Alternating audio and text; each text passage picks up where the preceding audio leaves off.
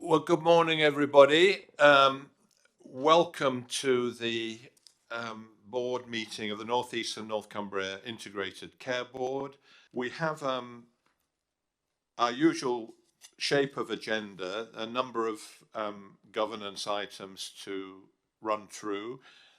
Then we have the Chief Executive's report, which will pick up key areas of national policy as well as things that are happening in our integrated care system.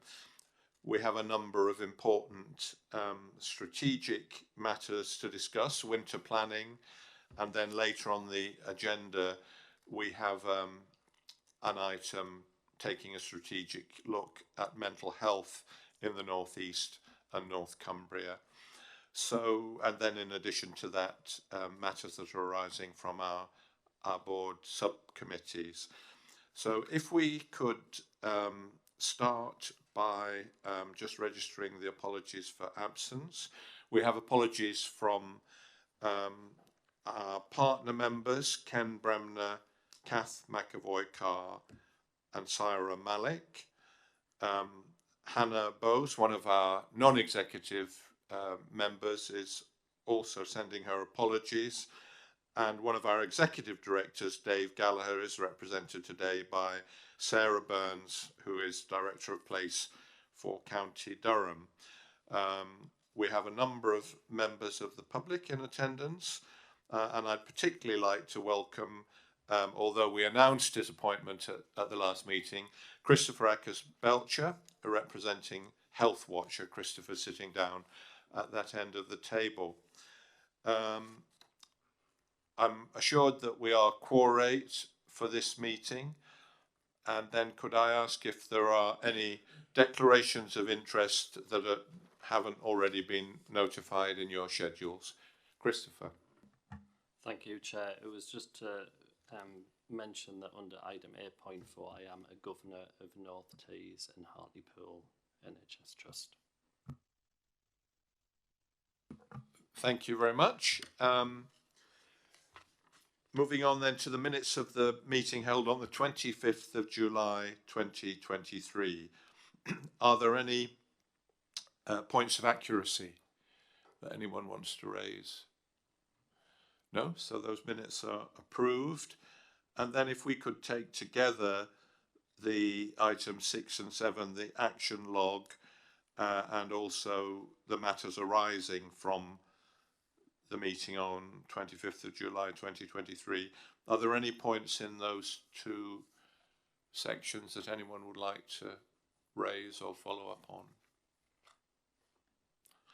Thank you. So we're on to item 8, which is the Chief Executive's report. So I'll pass over to Sam Allen for that. Thank you, Salim. Good morning, everybody.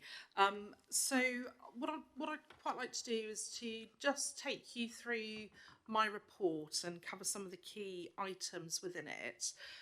There are 4 other items that we do want to cover in some detail.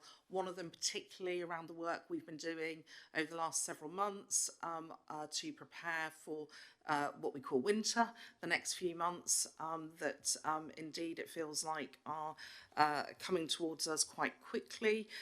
We always look to learn from the previous year, as well as obviously scan the horizon both nationally and internationally, looking at best practice. And our Senior Responsible Officer for our urgent and emergency care work, Dr. Neil O'Brien, our Medical Director, will be covering that in some detail. And David Purdy, our Chief Nurse, will also be covering our neonatal regional position, where we've looked at something where we call embrace data.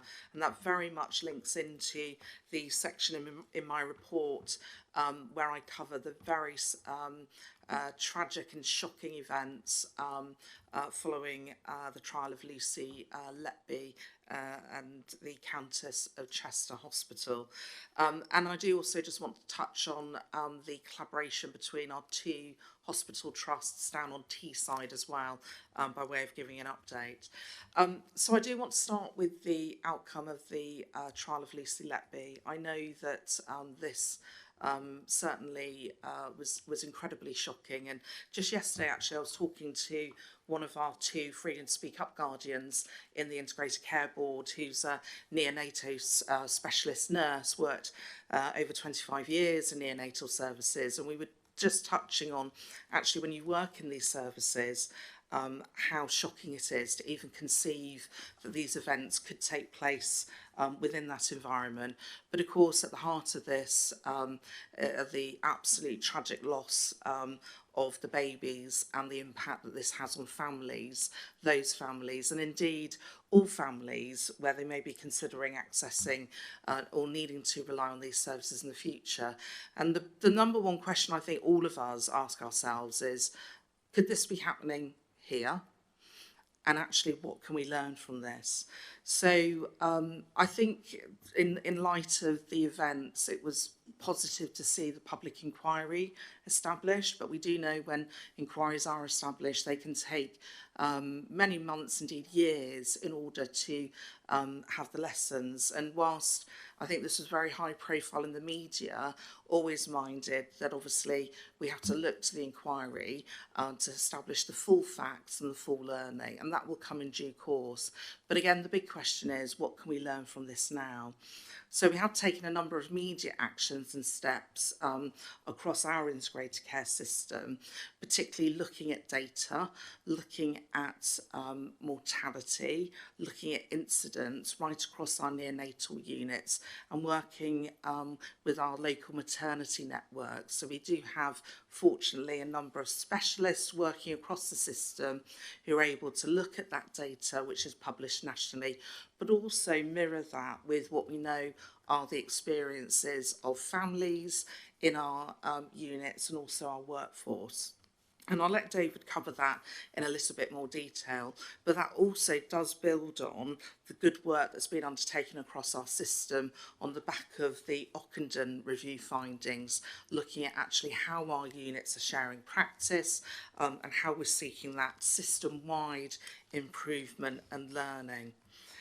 I think also the other area is, how do we shape cultures in all of our services and across our health and care system where people feel able to speak up, but also that those voices, or as Bill Kirkup told us when he came to share with us the outcome of the East Kent maternity investigation report that he published, how do we read those signals? So are we really listening? Are people able to speak up safely, to raise these concerns? Because again, we often know that actually it's the experience of people using services and their families, and also our workforce, our staff working in them, that often can identify when there could either be potential harm, either because of a process, a device, or indeed behaviour and the way things happen around here, or that they are listened to. So I think for us across healthcare system, in fact all leaders across health and care, and Salim and I had the opportunity to come together with a number of NHS chief executives and chairs. We were brought together by the chair and chief executive of NHS England to actually consider what this means for all leaders, and therefore the governance and the culture that we set. So there's absolutely no doubt that the Letby verdict and the very shocking and awful events at the Countess of Chester Hospital have wide ramifications. I think it would be also fair to say that when we're looking at this in a more contemporary way at the moment, that we also need to look back in history. So these are events that have happened before. And we also know when, if we go back to the Sir Cecil Clothier inquiry following the incidents that involved Beverly Allitt back in the early 90s, one of the outcomes of that inquiry was actually people need to be prepared to think the unthinkable. And I think, again, the shocking nature of these incidents, could it happen here? And the curiosity of all, and how we instill that organisation-wide memory, and also the cultures where these are things that are considered, particularly when we're looking at data, is something that we need to think about as well around how we shape that culture. So you'll see in my report the number of immediate actions we've taken. We're not waiting for an inquiry, and in fact a lot of this was work in progress. And David, and I think Chair, actually it might be helpful if we just pause now for David just to touch on the Embrace data where we look at neonatal deaths across the system, what that's told us and the actions we're taking from a system perspective in relation to that. Thank you, Sam. So this is our regional position. So Embrace is the Mothers and Babies Reducing Risks Through Audits and Confidential Inquiries across the UK. So this data is from 2021, but it is the first comprehensive State of the Nation report and was released 4 months ago.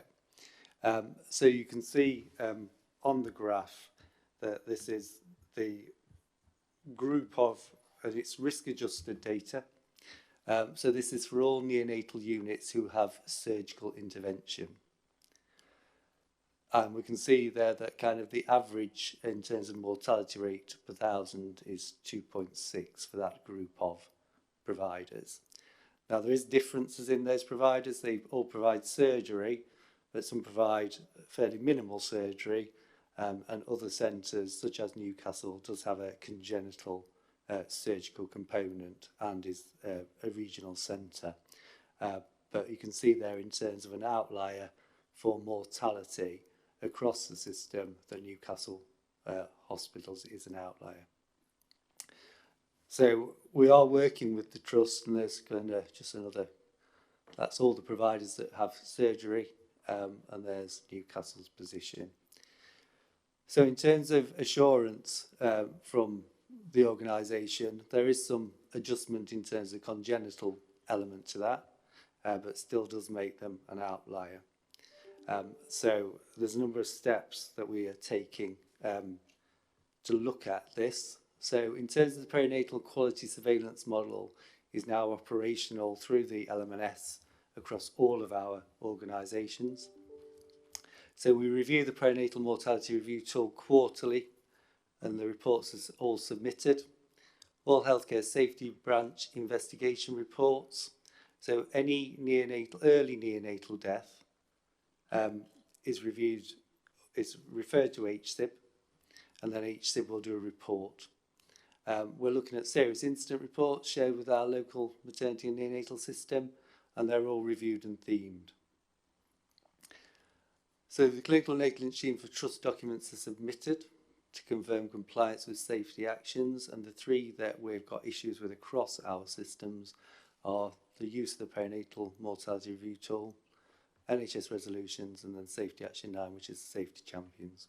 So they're the 3 key issues that are affecting a number of our organisations. In terms of HSIB and NHS resolutions and the child death overview panel, all the leads for the North attend the Quality and Safety LMS meeting and present the North data and identify trends. So we are looking at trends through this, and then we've standardised the dashboard for all of our organisations so they all report the same data to their boards. We are undertaking currently peer review Ockenden assurance visits, and we're doing those very differently this year. So it's now been given the responsibility for the ICB to lead the Ockenden review visits. It used to be NHS England, and we're doing that as a peer review process. So one trust will go as part of the team and look at actually what's working really well, as well as kind of looking at the data, looking at the information they're providing, so actually where do they need to improve. So we've had the first one was last week in Gateshead. We've got South Tees tomorrow, ending kind of at the end of beginning of November. And at the end of that, we're going to bring all of that information and sharing that learning together, see where the key issues are, what needs to be undertaken. So 4 of our organisations still do not meet the 7 immediate actions that was implemented by the first Ockenden review. And then the perinatal leadership culture programme is underway. So all of our organisations have been entered into the perinatal culture programme. And so that has started. In terms of the feedback from Newcastle, they have been very open around their information. And we are conducting, with the specialised commissioning, an assurance visit of Newcastle's neonatal service. So that are the immediate steps that we've taken to look at kind of the data, what the data is telling us, and what we are doing about it. In terms of serious incident reports, child death, and HSIB reports, we're just pulling those all together from Newcastle at the moment to see if there's any common themes through those. Thank you, David. That brings me on to sort of the next item I want to talk about, which is NHS Impact. You can see quite a comprehensive update in the report. So our whole approach to improvement across our health and care system is something we are working really hard to embed in terms of how we do things. So it very much picks up the point David has said around actually peer review and learning. So we have 11 NHS organisations across our system. We have multiple social care teams and departments. So whether we look at SEND inspections, whether we look at emergency department performance, or indeed how our neonatal and maternity units work, how do we foster that culture where actually as a system we are shaping and supporting improvement rather than everybody doing their own thing. And I have to say, the peer review approach is something I think has been fairly long established in local government and works well, and we're really seeking to how we can expand that across our NHS services. So NHS Impact is the national improvement approach. It's a requirement of all NHS organisations now.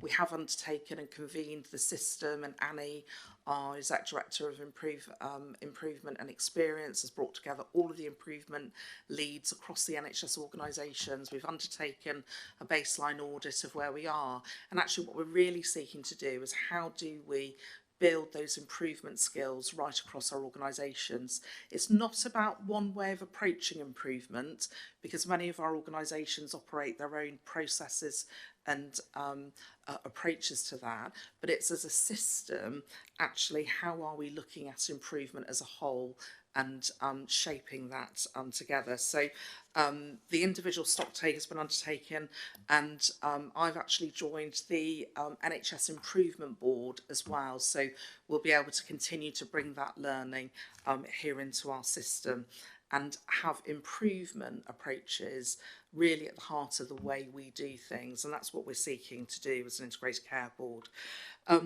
It would be remiss of me not to mention the running cost reductions in the ICB, and the reason for that is because it is taking a significant amount of capacity for us. This is not a small change. You'll know with updates I've brought to the board previously, taking out 30% of our running costs, which for us equates to £17.6 million, is not a small amount of money. And actually, we've now got to the phase where we've been engaging with all of our staff across the organisation and talking about what that means in terms of jobs. And for us across our ICB, it will mean about 100 fewer jobs from where we are today. So this is requiring us to really look hard at the way we do things, how we reduce duplication, the way in which we can maximise all of the positive bits of the 8 predecessor organisations, and also how we work with our partners. So we will be out to formal consultation with all of our staff across the ICB in November, and by March we will have concluded and implemented a new approach. We have been working closely with our external partners on this. We've been working closely with the trade unions on this, given the impact for staff, and we will be running a voluntary redundancy scheme as well through the ICB. In terms of thinking about some of the more external facing, it's really great that our integrated care partnership, so we have our ICS-wide Integrated Care Partnership. It meets twice a year. It next meets in December. And you'll know that in our first year, our focus was on developing our integrated care strategy. We have now mobilised the 4 area integrated care partnerships. They're all led by elected members, and those are all now well and truly off the ground and meeting and getting positive feedback. And my report covers some of the particular areas of focus. And I think the roles of those area integrated care partnerships are really key in terms of bringing to life our strategy for the population they serve. I also provide an update on the combined authorities, and with the North of Tyne combined authorities, we have committed over the next few months to work together with our partners to look at how we perhaps consolidate the 2 area integrated care partnerships for serving that population into one, and we'll be bringing proposals back through the strategic integrated care partnership on that in December. I also, Chair, wanted to cover that we have now mobilised our system leadership group. So this is a group that represents executive level leaders across our system, from local authority, from the NHS, and also from the community and voluntary sector partners, and indeed primary care through our collaborations. And that meets for the second time at the end of this month. And that group is really going to be focusing on a very small number of strategic areas, workforce being one, for example. And then finally, Chair, just a couple of things I want to mention in my report. I have covered Tees Esconway Valley Trust, one of 2 of our mental health NHS providers on the patch. We are awaiting the outcome of their most recent CQC inspection. Whilst there are certainly some really positive signs of ongoing improvement with that organisation, and we continue to meet them regularly with NHS England through a quality board, there have also been some reported matters, whether it's prevention of future deaths reports around delays of learning and the impact on that, and also the ongoing prosecution the CQC are pursuing following the deaths of Nadia, Christy and Emily, which we expect to conclude over the next few months.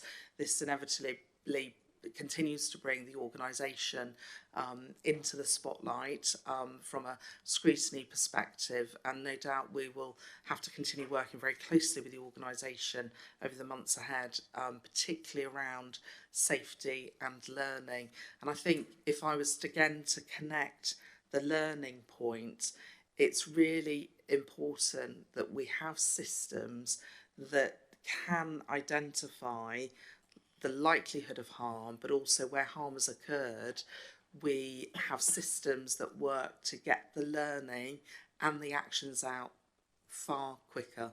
And we do know the organisation has struggled for a prolonged period with a backlog of learning from serious incidents. And I think they know that's not acceptable. We know that's not acceptable. And we're working with the Trust in order to improve that.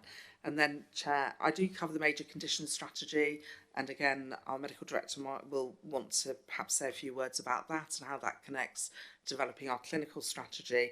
But the one item that isn't covered in my report, Chair, that I do want to mention is the issue at Newcastle Hospital's NHS Foundation Trust, which is being reported in the media today, which relates to a backlog of some 24,000 patient letters, GP letters following contact with patients in the hospital.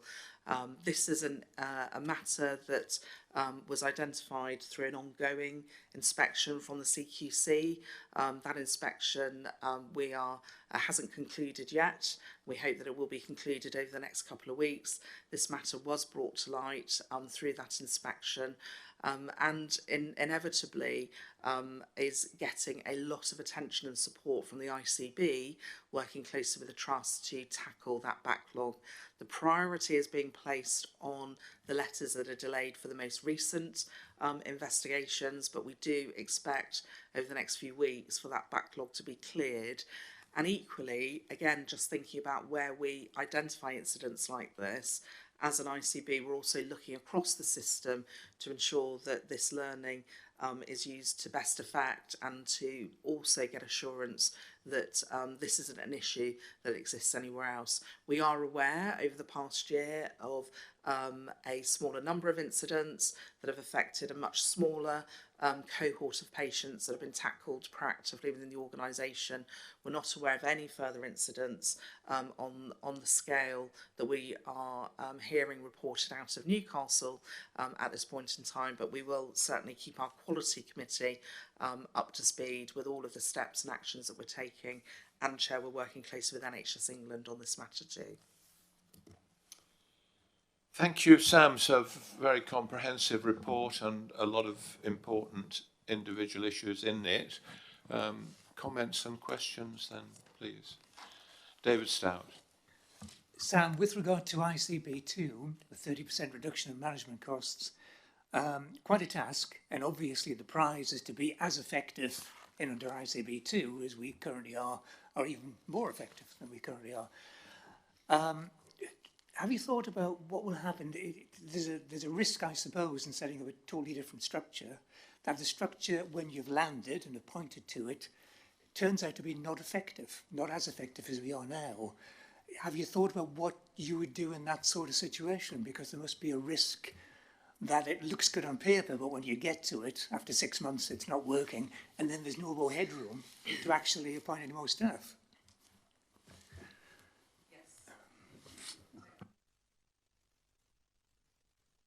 Really good point, David, thank you.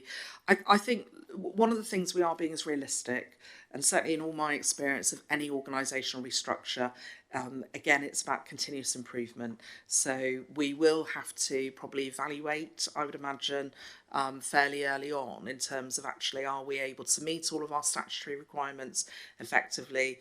Is the structure kind of optimal and working? And one of the consistent messages we've said to when we're talking with staff is actually, if out of this we get a lovely structure that's really clear on paper but doesn't work in practice, then we would have missed the point completely. And quite often it's paying attention to how teams work together, how individuals work together, that enables the structure to be at its most effective.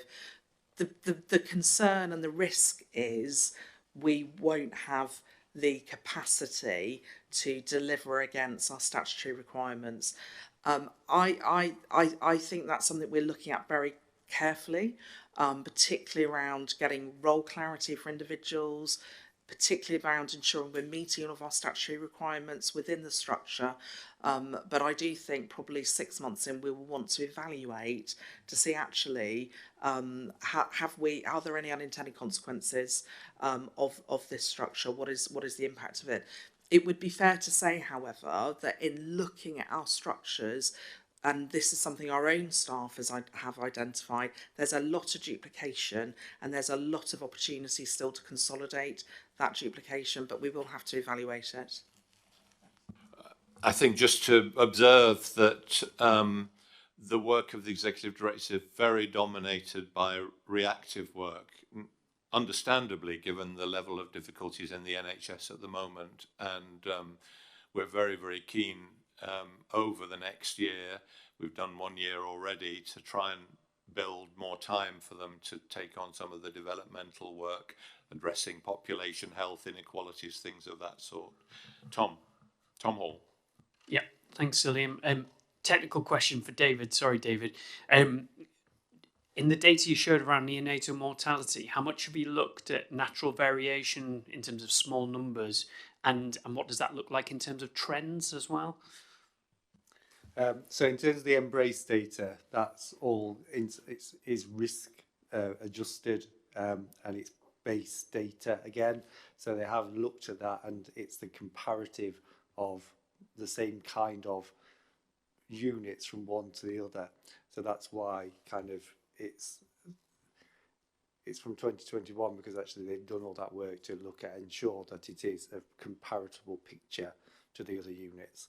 I would say the only bit around it is that they've used just general surgery, and then that is different.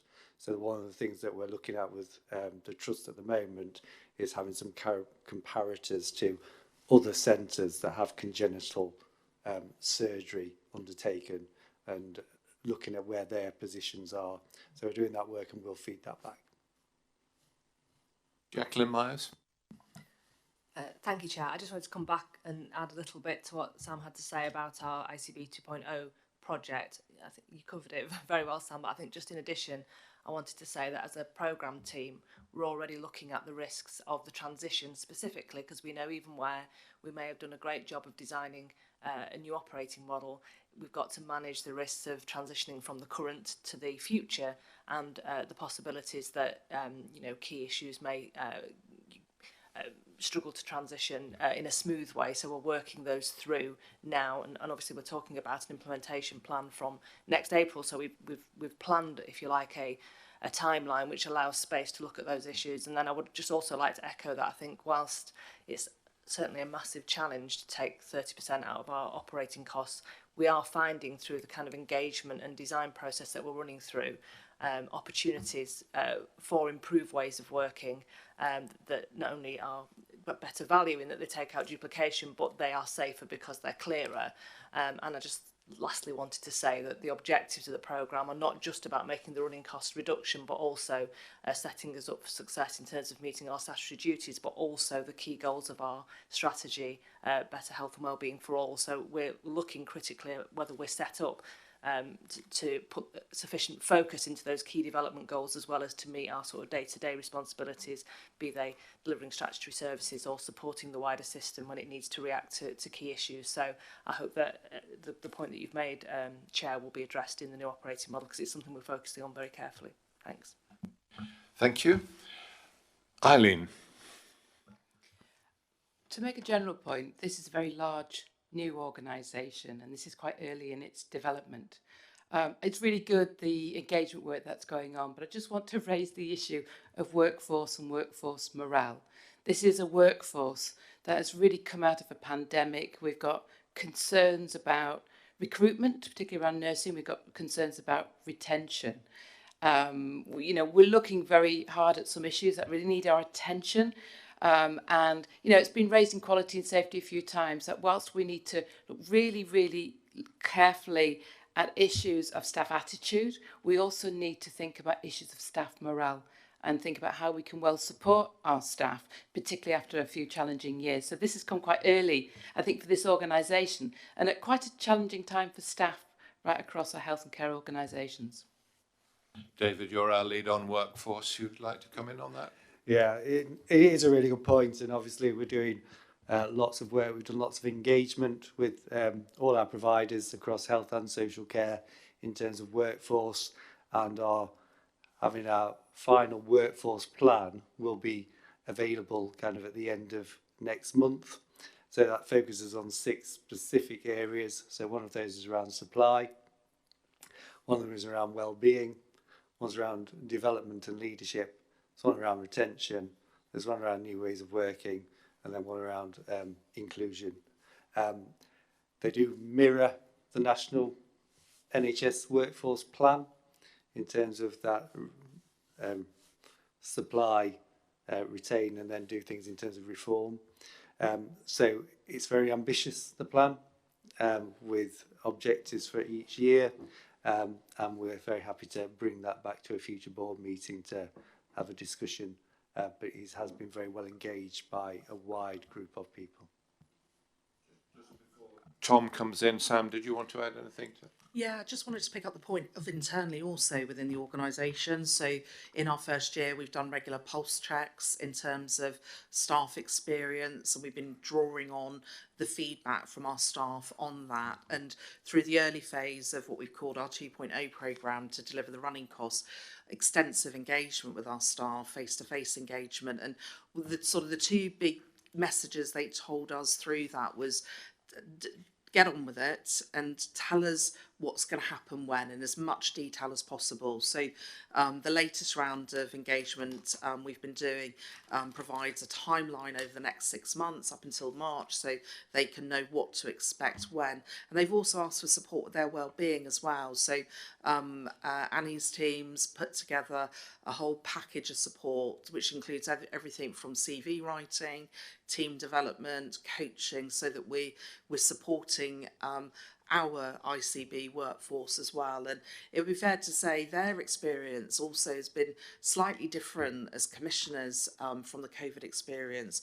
A lot of remote working over a prolonged period of time. So in our first year of operation as an organisation, we've had the return of the workforce to the workplace.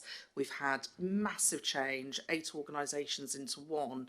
So we're also, I think it would be really important to acknowledge we've learnt a lot in our first year as well. We've learnt more about our workforce and how we need to better support them, and also support them in their role working in an integrated care board.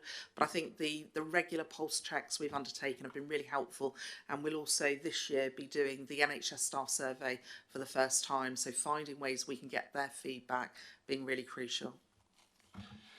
Thank you. Tom Hall. Thanks. And just on 2.0, I get it's already a wildly complex picture, Sam, but how much have you been able to look at system running costs outside of the ICB as well? So just trying to reduce any headcount loss as well and make sure that we retain excellent existing staff. We know that the NHS isn't an overmanaged institution in national comparison, so it's just about making sure we keep the skills in the system. Thank you. John Rush. Sam, I note your reference in the report to women's health issues and the women's health strategy, which is great, and the conference that's coming up in October. So just 2 questions in relation to the whole thing and in relation to the hubs as well, because we've obviously received nearly £600,000 in terms of hubs. Is there going to be a hub in each, when you say each area and localities, what does that actually mean? And secondly, what's in a woman's hub? I'm trying to, I know what it explains what it's trying to achieve, but I'm just really a bit more interested in what it actually does and what partners are involved in that and how it's going to be structured. Yes, Chair, just briefly, I'll cover the 2 points quickly. So the system running costs, yes, we're looking at networks, we're looking at the commissioning support unit funding, we're looking at all of that and recognising the role of system convening and also work streams that are instrumental in delivering better health and wellbeing for all, our integrated care strategy. And we know that as a legacy issue, there have been a number of developments that have been funded through non-recurrent funding sources. So getting an accurate picture of all of that, Tom, I think we're at the point, and Jacqueline will probably nod, where we are getting and reached an accurate picture on those type of areas, how they're funded, and we're absolutely looking at all of that through the operating model for 2.0. In terms of women's health hubs, so we've got the women's health strategy. You're right, the report talks about we're holding a regional women's health conference at the Stadium of Light on the 19th of October, where we're working with the Office for Health Improvement and Disparities closely on this. We're looking at what's the profile of women's needs across our population. We have lots of examples already of excellent practice. So again, we're drawing on all of the excellent practice. The Women's Health Hub, so the funding we have received nationally, each of the 42 integrated care boards has been awarded about £550,000 this year. And the ask around that funding allocation is to set up a Women's Health Hub and also to establish sort of project support. I'm not clear yet, John, how many women's health hubs we will have across the North East North Cumbria. I think we've got quite a lot of work to do to determine that, and also working very closely with all of our partners. Women's Health Hub, we will have got this wrong if this just is about reorganising the way NHS services are delivered to women. Actually, the Women's Health Hubs, there's a massive role for the community and voluntary sector, for our social care, local authority partners. We think about sexual health services, where they are. Having said that, we do know there is stuff we can do that doesn't require resource to improve the experience of women accessing NHS services. And Gateshead Health are already very progressed around their plans to do that, and they'll be talking about that at the conference. So we're just in the process of setting it up. Claire is our executive lead on women's health. We have established a programme structure to underpin the delivery and the development of our local strategy, which we expect will come out and follow the conference we're holding in October. Thank you. We need to move on in the interest of time, but thank you very much for your report, Sam, and thank you everybody for your contributions. We're now going to move to winter planning, and our Medical Director Neil O'Brien's going to present that item. Thank you, Chair. So, yes, there is a brief paper there in your pack, just outlining our approach to winter.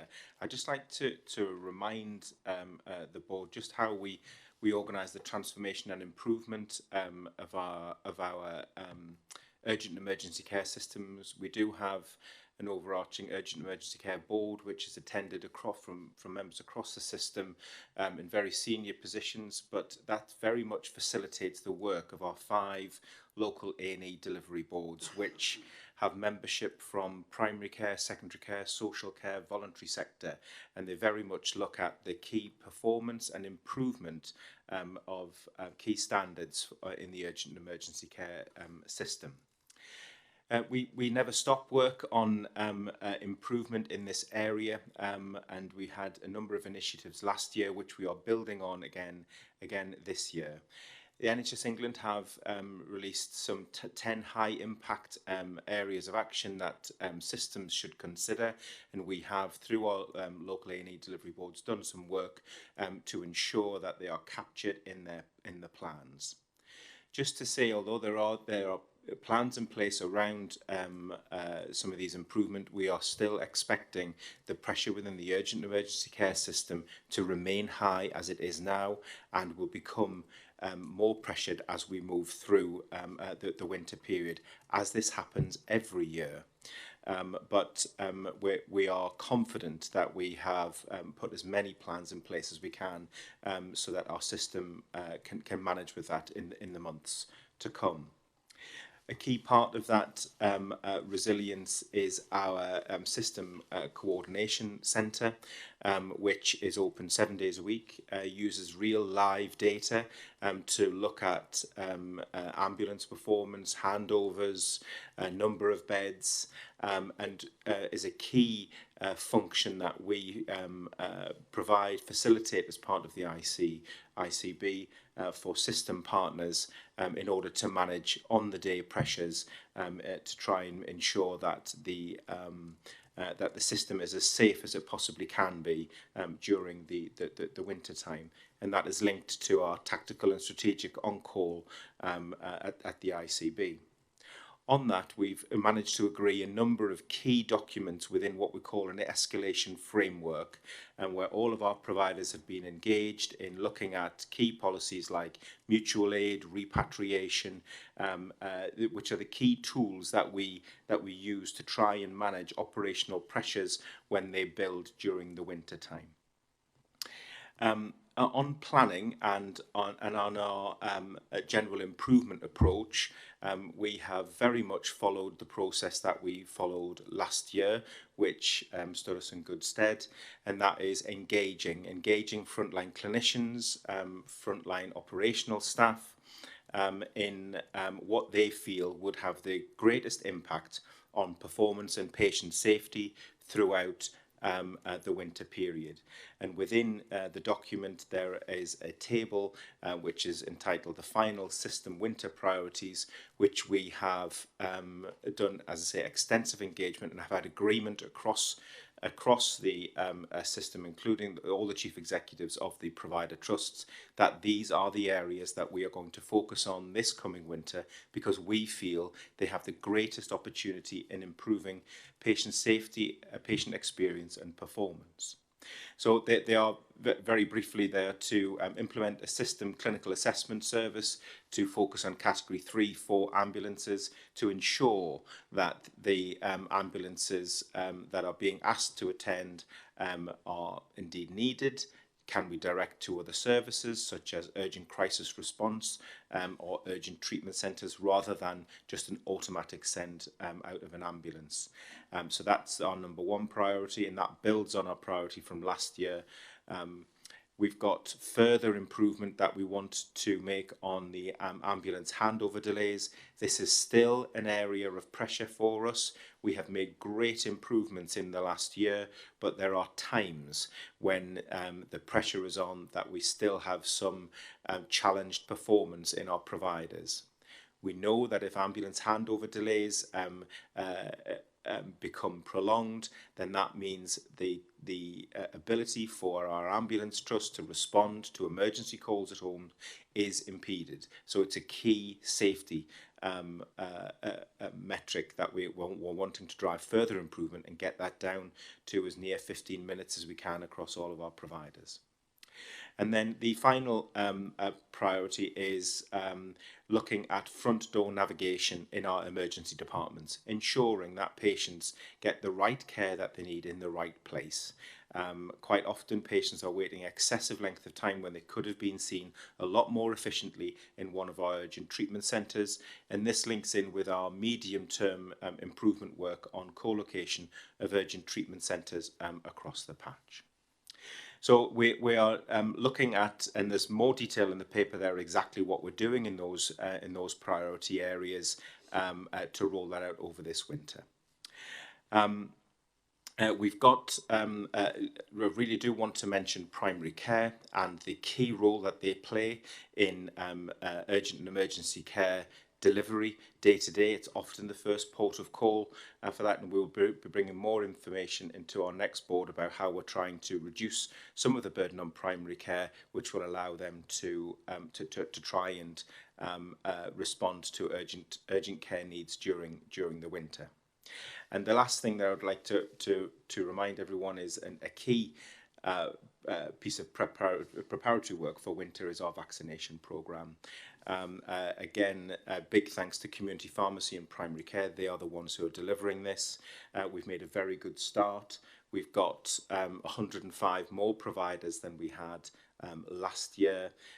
Vaccine delivery is always the key issue, but we have, just as of this morning, given just short of 100,000 COVID vaccines already, and we've vaccinated nearly a third of our care home residents for this time in the year. That is really very good, and we've got a real push, and I thank the support of all ICB colleagues in supporting local systems to push the accelerated vaccination programme, and with the intention that we get the vast majority of the eligible population vaccinated by the end of October, in line with the JCVI guidance.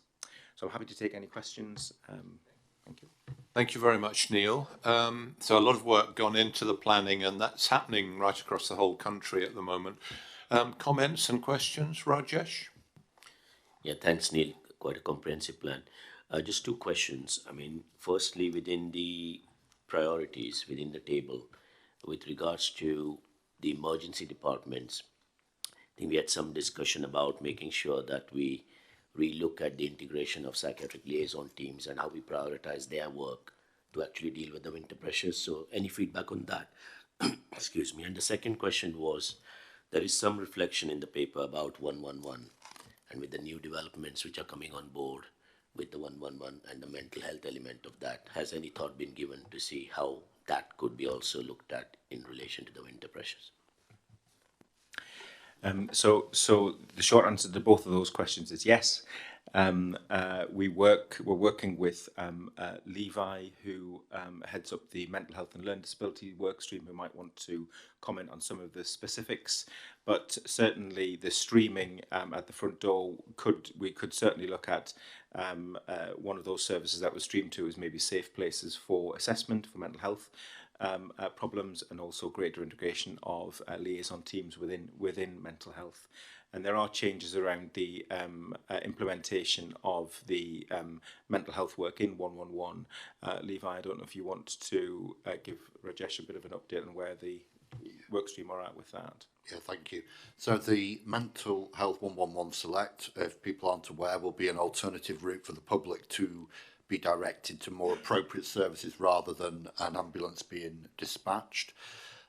We've directed the funding that was drawn down nationally to our two main providers, Tees Escombe Wear Valley and Cumbria Northumberland Town and Wear Trust. Those business cases have been approved, and those services will be in place the latter half of this calendar year and early 2024. So they will not have the full impact in this winter that we will see in future years. There's a lot of work similarly with North East Ambulance Service around ensuring we do dispatch the right kind of support to address somebody's need. And you'll see when I talk about the strategic content for mental health this afternoon, as you've referenced, Rajesh, mental health presentation through ED departments still are higher in the North East and North Cumbria than the England average, but also tend to have a poorer outcome and experience for those individuals who are in a particularly vulnerable state. So it does remain a core aspect of our work programme to align UEC and the mental health learning disability work. Thank you. Lisa Taylor, representing Vaughan. Thank you. It was just a question under priority 2. I noticed in the report there, trusts have been asked to consider specialist in-reach, including the care of patients outside clinically designated areas, such as corridors, and increasing cubicle occupancy to 2 patients designated for 1. It's understandable that we've got to do some extreme things to support the winter pressures, but have we considered how we communicate this to the patients and to their families? Because with my non-clinical hat on, that sounds quite scary and unsafe. So I think they're very good points, and to be quite frank, I think corridor care and doubling up in cubicles is not the service that we want to provide in the NHS. However, if you look at safety and where the biggest risk to patient safety is, that's the undifferentiated patient, or the patient sat at home waiting for an ambulance. At least if someone is in an emergency department, although there are risks with corridor care, we understand that. Certainly all of the national thinking is it's that person who's sat at home waiting for the ambulance that is at the greatest risk of harm when there are delays in the system. I share your concerns about that risk. How that is communicated to patients, a lot of that is done at the point of care. Also, I mean, our plans are published, and we do have involvement in our urgent emergency care network of patients as well. But I agree with your comments, and with our process of continuous improvement, we hope to get the urgent emergency care system recovered back to a level where we don't need to make some of these compromises. Sam.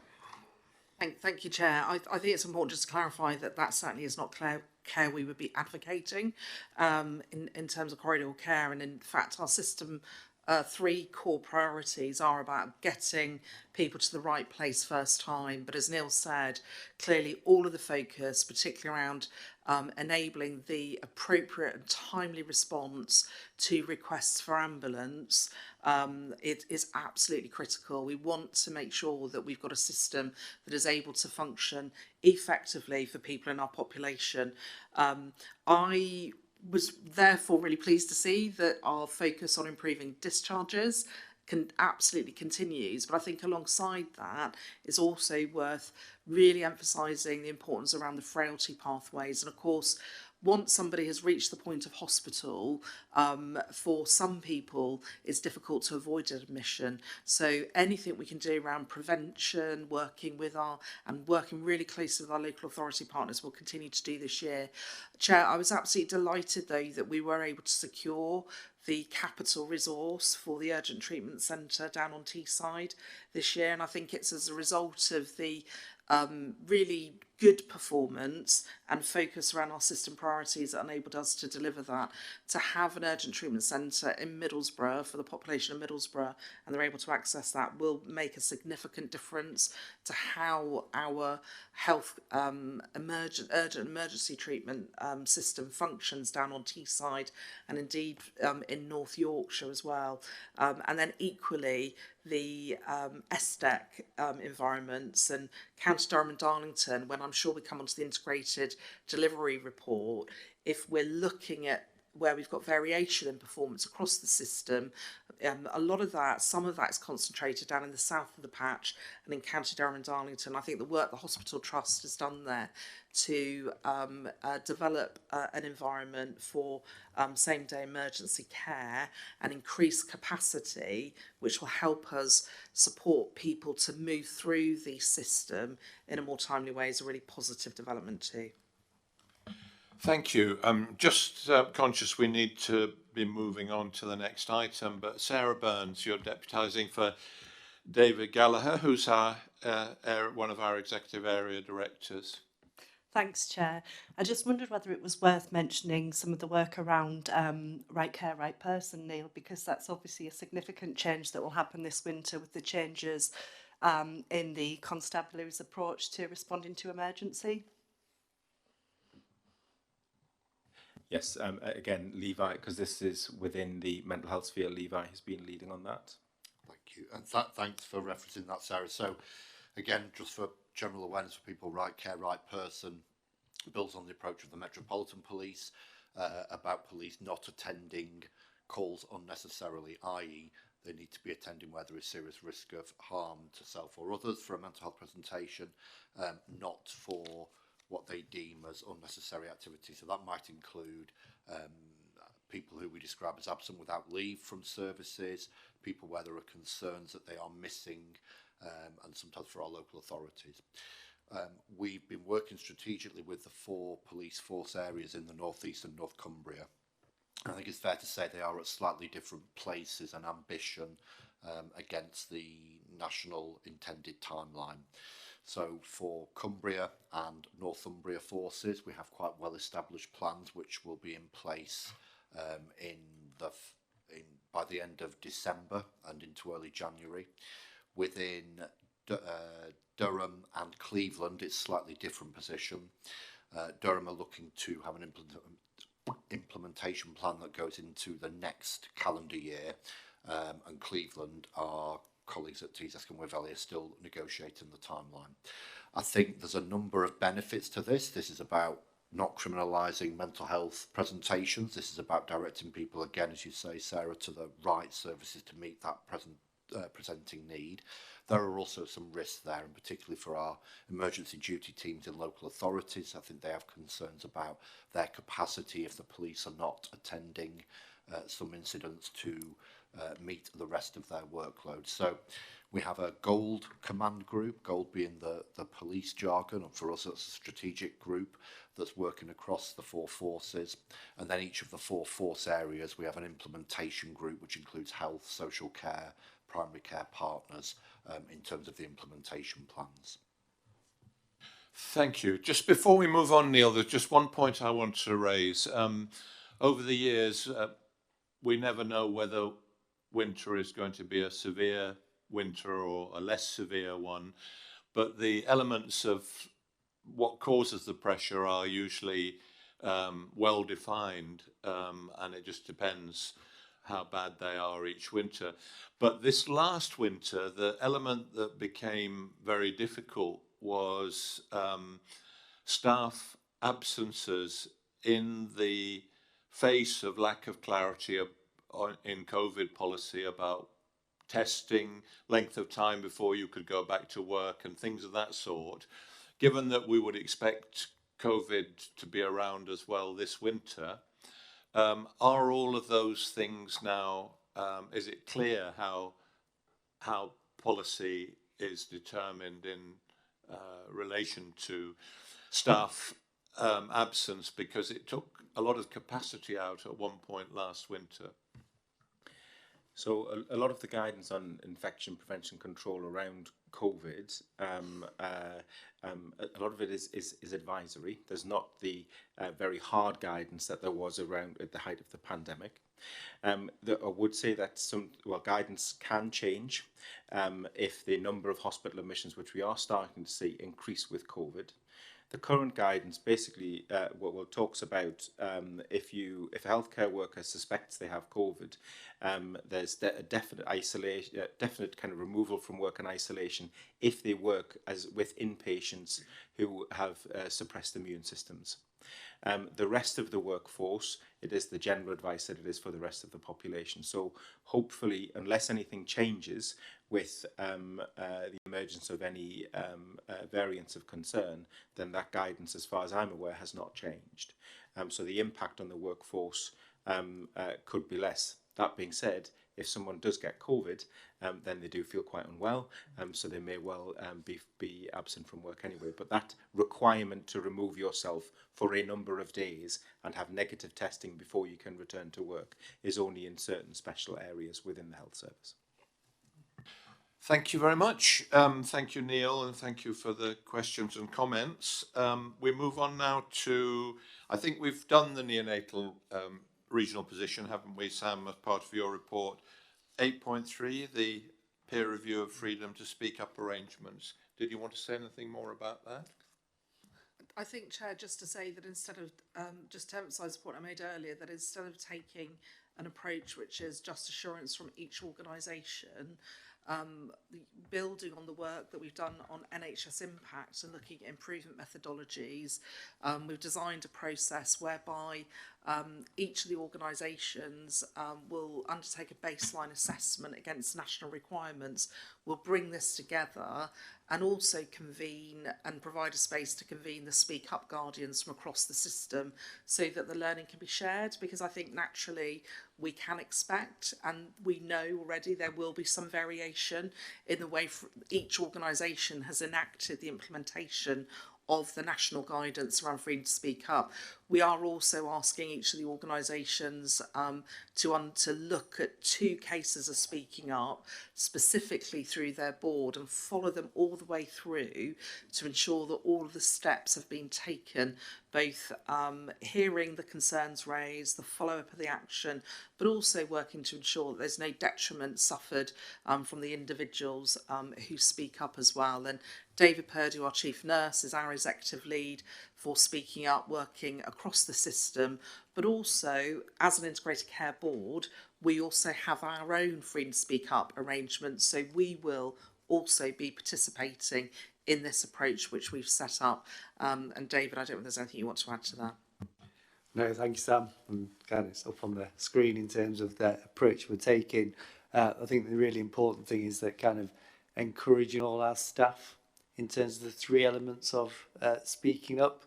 So that every single member of the ICB does the online training around Speak Up, which explains the process, kind of where you need to speak up to. And then there's 2 extra bits. So one is around listening, which is all for kind of managers in terms of following that process. And then for all our senior managers is following up. So there's 3 elements of freedom to speak up. And so we are making that mandated for all of our board members that they do all 3 elements of that. And we'll capture that on our electronic record. So we are aware that everybody knows how to do this. And we're also asking all of our provider organisations that they follow the same practice in terms of everybody does the 3 elements of freedom to speak up. Rajesh. Just that's a really, really useful, I think, exercise. Just a question, is the plan then also for that learning from individual providers to be communicated across the provider collaborative, or does the ICB have a different way of looking at how they would share that? Yeah, absolutely. So our provider collaborative, our 11 Foundation Trust providers, certainly using that as a network to share that. I also convene all of the NHS chief executives each month for half a day, so we'll take the results through there. I think there's also something about wider board members, so the non-executive directors across the system, and so Liam and I regularly meet with our Foundation Trust chairs, so we'll certainly take the learning through there. But I think as many opportunities to share that learning as possible, and Annie will certainly be convening and establishing the learning improvement group across the system. I think the other thing I'm mindful as well, though, Rajesh, is we could assure ourselves that we have the best freedom to speak up arrangements in place. We could tick every single national requirement. It may not mean people feel safe to speak up. So I think this has to go hand in hand at how we do wider cultural work, and how we share work around culture, and how we're shaping culture, and we're shaping a culture of psychological safety for our staff. So another area I know boards will be really curious and interested to look at will be whistleblowing, protected disclosures, but also how we get more qualitative feedback from staff about actually would they, yes, it's one thing knowing about a freedom to speak up arrangement, would they use it? Are they using it? And are they seeing the benefit of using it? So I think we've got quite a bit of work to do here. And I don't think any one organisation would say they are best in class at this. I think we've got real opportunity through dialogue and working with our staff to make a real step change here in how we not just embed these processes and get the assurance, but how we shape cultures of psychological safety across our health and care system. Just like to add something now that this agenda item's come up. Going back to the Let Be situation, and we can't obviously discuss it too much because we're going largely on what came out during the trial and what's been covered in the media. But I did identify, when I was thinking about it, one very important systemic point about board functioning which I've encountered over the years, and that's the relationship between challenge and reassurance. And reading, whether it will be validated in the inquiry, reading about what happened at board level in that case, there was a process of the executives reassuring and the board challenging, but the place of the review or the fact-finding, things of that sort, which is very common when there's a concern particularly in a hospital, that something may be awry or something's gone wrong or staff are expressing concern, is often resolved by bringing somebody external in to give a review. And that is often a great source of reassurance to the non-executive members of the board who are not necessarily understanding the depth of the concern or the dimensions of it even. So I do think there's a point there about, first about openness, but a role for exploring how the executive should behave in a situation like that, and the extent to which they would be bringing particularly the chair and the non-executive directors of the board into the kind of more into the depths of the concern, because it seems the board, at least to an extent, was reassured by what they were being told, and in the end we'll have to wait for the inquiry. It may be that process didn't work at all well, but it isn't just that case. There is a generic relationship. Executives and non-executives are part of a team. They've got to work together, but there has to be a little bit of distance. And the challenge reassurance dynamic, I think, is at the heart of that. Okay, so I just wanted to pass on those reflections that I've had thinking about what happened. So we move on now to the work in Teesside to achieve all the opportunities that collaboration between the trusts down there can achieve. And Sarah Burns, again deputising for Dave Gallagher, is going to talk us through this. Thank you, Chair. So this update follows on from the update that Dave brought to the committee in January on the developing collaboration between the two trusts on Teesside, North Tees and Hartlepool and South Tees. When the ICB was first in place, they secured input from Carnell Farrer, a consultancy firm, who are independent, to help develop a case for change and a roadmap to implementation. And a lot of the work that Carnell Farrer did was based on engagement internally with staff, clinicians, and internal and external stakeholders to get really comprehensive views on the way forward. Both FT trusts are backing the development of a joint committee. They have created the joint partnership to consider this. A partnership board was developed with both executive teams, supported by David as the ICB Executive Director and a former FT Chief Executive. And they've been working to develop a plan to create a hospital group with a joint Chief Executive appointed. The report itself sets out the 3 phases to that work. So initially there's a design stage between now and into October, followed by the second stage, which is from October through to March, which is around implementation. Some of the key steps are set out in the report, but that involves the appointment of a single chief executive organisation for that hospital group, with the intention for the third phase to launch from April 2024 and have that group-wide executive in place. I think the key thing to focus on is this work. It's really important, but it's also taking place across the winter period.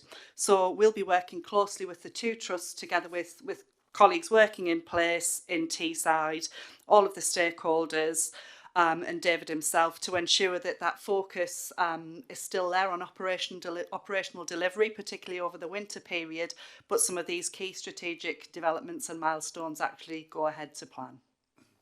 Thank you, Chair.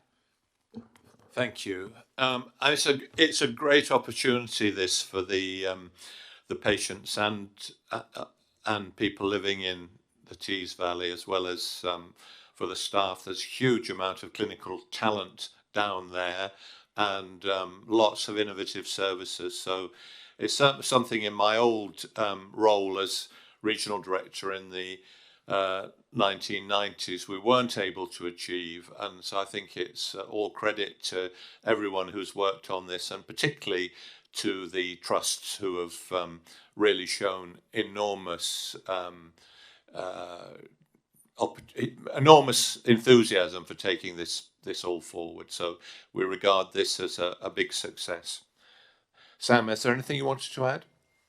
I think absolutely you've covered it, Salim. I think the enthusiasm from clinicians to use their combined expertise and to look at actually how they can work together across both North and South Tees to make a real difference for the communities they serve, which we know have some of the most significant health inequalities within them, I think is to be commended. They've been engaged throughout all of this. I think it's not without its challenges in terms of organisations coming together, but I can absolutely say from my involvement in this, colleagues down on Teesside have absolutely put the people they're in service to first. And of course, as an NHS, how do we use our overall assets in order to better meet the needs of those populations? So I think it's a really positive development and really welcome it.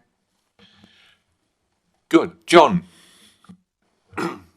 So accepting the challenges that there is, and the, how should we say, the creation of this separate governance structure, what do they actually end up with? What actually is the end focus? Is it a joint chair, a joint chief executive, and two boards forming in a joint committee with clinical strategies joined up? Is that what we're talking about?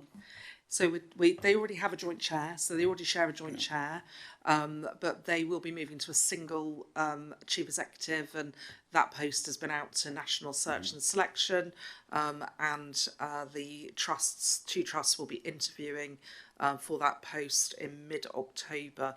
So whilst we're not talking about a merger of these two organisations, we're talking about a governance structure that enables them to work better together to meet the needs of the population, to use their resources, to look at pathways, to look at how they can improve outcomes using their collective resources. John, that's what we're looking at would be achieved through the group model structure. So there will be two separate organisations Yes. still. That's okay. I just wanted to be really clear and understand what that meant, but with a joint. Thank you. Tom Hall. So we've been through a relatively similar process with South Tyneside and Sunderland of recent history, which started with a joint group arrangement but then moved to a formal merger of the trusts. At the time, the case for change was quite clear around some specific service areas, not least stroke, where there were significant issues with staffing and the resilience of those services, and then the combination of the services created a much safer and more effective stroke pathway that has led to rapid improvements in outcomes. I get that we need to kind of form that case for change in a more holistic way, but are there some key drivers that are pushing us down this route at the moment? So I think the key driver is looking at the health outcomes of the population down on Teesside, and also the available resources within that area. So we know that these two organisations have got some quite complementary strengths. We know again, and the clinicians want to do more together to meet those needs of the population. We're not at this stage at the point path to excellence in Sunderland South Tyneside was, in terms of being very clear and specific about those pathways. This is the next phase of work, looking at the clinical strategy. We're not at this stage proposing the reconfiguration of any services at all. It's not to say that there may not be a case for change for that in the future, but that work needs to be undertaken. Mike Smith. This all sounds very positive. I guess my question is why not a full merger? Given the direction of merging the clinical strategies, the governance, it feels like that's sort of what it's moving towards. Yeah, we know mergers can be distracting if that's the point at which you start. So if you start, which is actually organisations need to merge, the focus becomes on the organisational construct, the structures, the governance, when actually the focus around the group model is how do we enable both the executive leadership within the organisation and the clinicians to work better together. And I think, again, it's not to say there may not be a future point in time, a strong case for a merger, but we're not close to that. And evidence tells us when we've looked at where this has been done elsewhere, your starting point is around pathways, around the workforce, around looking at benefits for community services and referrers, and not getting into organisational mergers or reconstituting an organisation. That can take a lot of time, a lot of resource, and deliver very little benefit. Let's really focus around the pathways and actually how the staff work together as the starting point. Thank you. Neil. Just to add to that, Mike, I was part of the group that looked at all of the different options of the progression of the work between the two trusts, and there was real clinical involvement and looking at all of the options, a group, a merger, and what people were trying to achieve. And this approach has the absolute backing of all the senior clinicians, is to not take too much focus away in looking at the organisational form, but achieves what we want to for the population of Teesside. Okay, thank you. We'll move on. Thank you very much, Sarah, for the presentation. We move on now to item 8.1, which is the rules on fit and proper person tests, a new framework. So Claire Riley is going to introduce that. Thank you, Chair. Hopefully the report is self-explanatory, and I know that colleagues have received an email regarding this over the recent days. It's just a bit of a reminder that NHS England published its Fit and Proper Persons Test framework on the 2nd of August 2023, and this is guidance that we are looking to implement, and we must obviously implement. Also note in the report it links to the NHS Leadership Competency Framework, which we expect this month, and we will have to be compliant with by the 31st of March 2024. There is also a new board appraisal framework due for publication on the 31st of March 2024 for implementation by Q1 2024-25. This really summarises where we are, the work that needs to be done. There's quite a robust amount of work that needs to be completed by both individuals and also as a board, and it's just making sure that people are aware. I'm happy to answer questions, Chair. Okay, any questions or comments on that? Okay, thank you very much indeed. I'm going to move on now to the reports from the board's committees, starting with the Executive Committee. Thank you, Chair. The highlight report covers the meetings of both July and August. We'll be bringing the minutes. It's on the slides there as well. We'll be bringing the minutes through to the next meeting. Just in terms of sort of key areas, we did receive the refresh of the risk management strategy, and that was as a result of our internal audit and the actions that we implemented as a result of that. We have also, within the executive team, undertaken an exercise looking at our key risks linked to our board assurance framework as well, which we'll cover in the update of the board assurance framework. You'll know and recall at our last meeting we received a detailed update on the primary care dental access plan, and obviously the executive committee has got oversight of the implementation of that, and we received an update on that and the next steps and the plan in place to deliver what we've committed to do on dental access. And we also had a long conversation about the COVID medication delivery unit, short version CMDU. So this is the way in which the antivirals are given to patients who are eligible for antivirals when they've tested positive for COVID. And it'd be fair to say this obviously during COVID was a very specific service that was set up. It was also wholly reliant on COVID testing, the reporting of COVID testing, and obviously since we've moved into a new phase with regard to that, a lot of the national reporting and capture of COVID testing has stopped. We've been putting a lot of thought into what's the most effective way, including cost-effective way, of getting these antivirals into the hands of patients. And actually, Neil, you might just want to say a little bit more about that, because that's an ongoing area of work for us.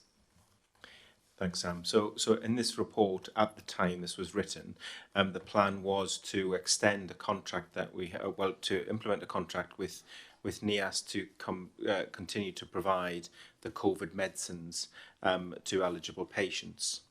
However, there was strong indication that NICE were going to change the eligible population. That guidance was due to be published, but then has been paused.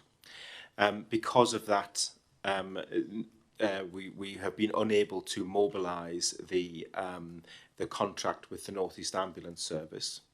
We do not feel it would be appropriate, and there's not the necessary experience yet out in primary care for primary care clinicians to administer this medication.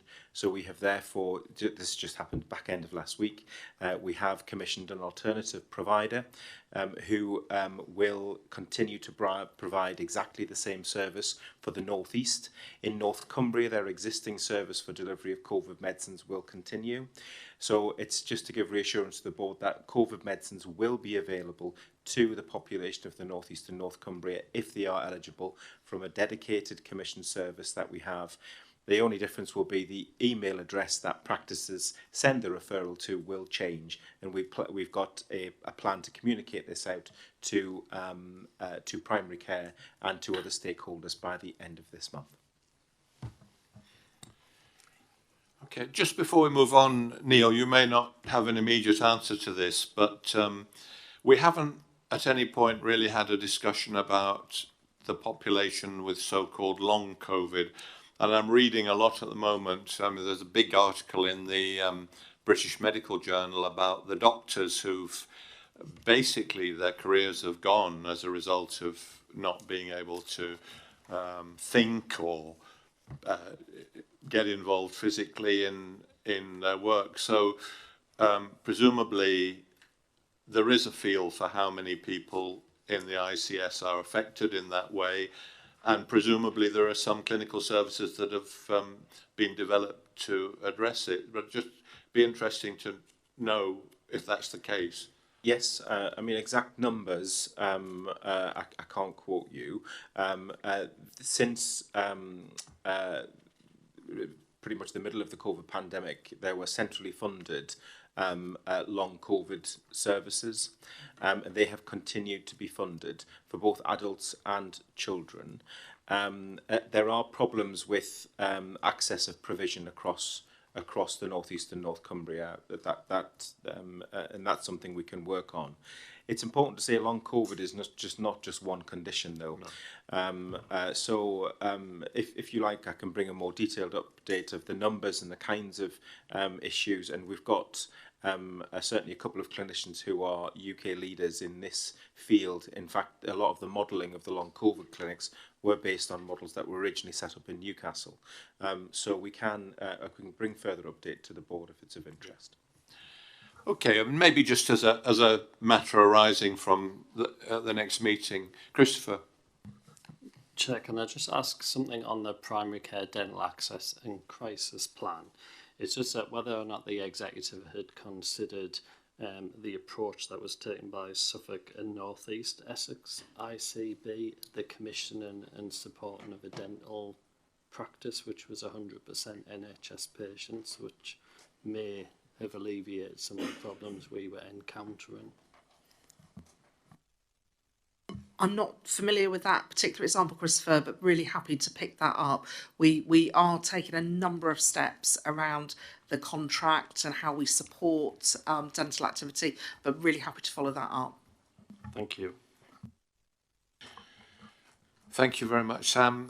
Eileen, the Quality and Safety Committee. Thank you, Chair. The summary report and the appendix with it really refer to the meeting we had in May, which was 4 months ago.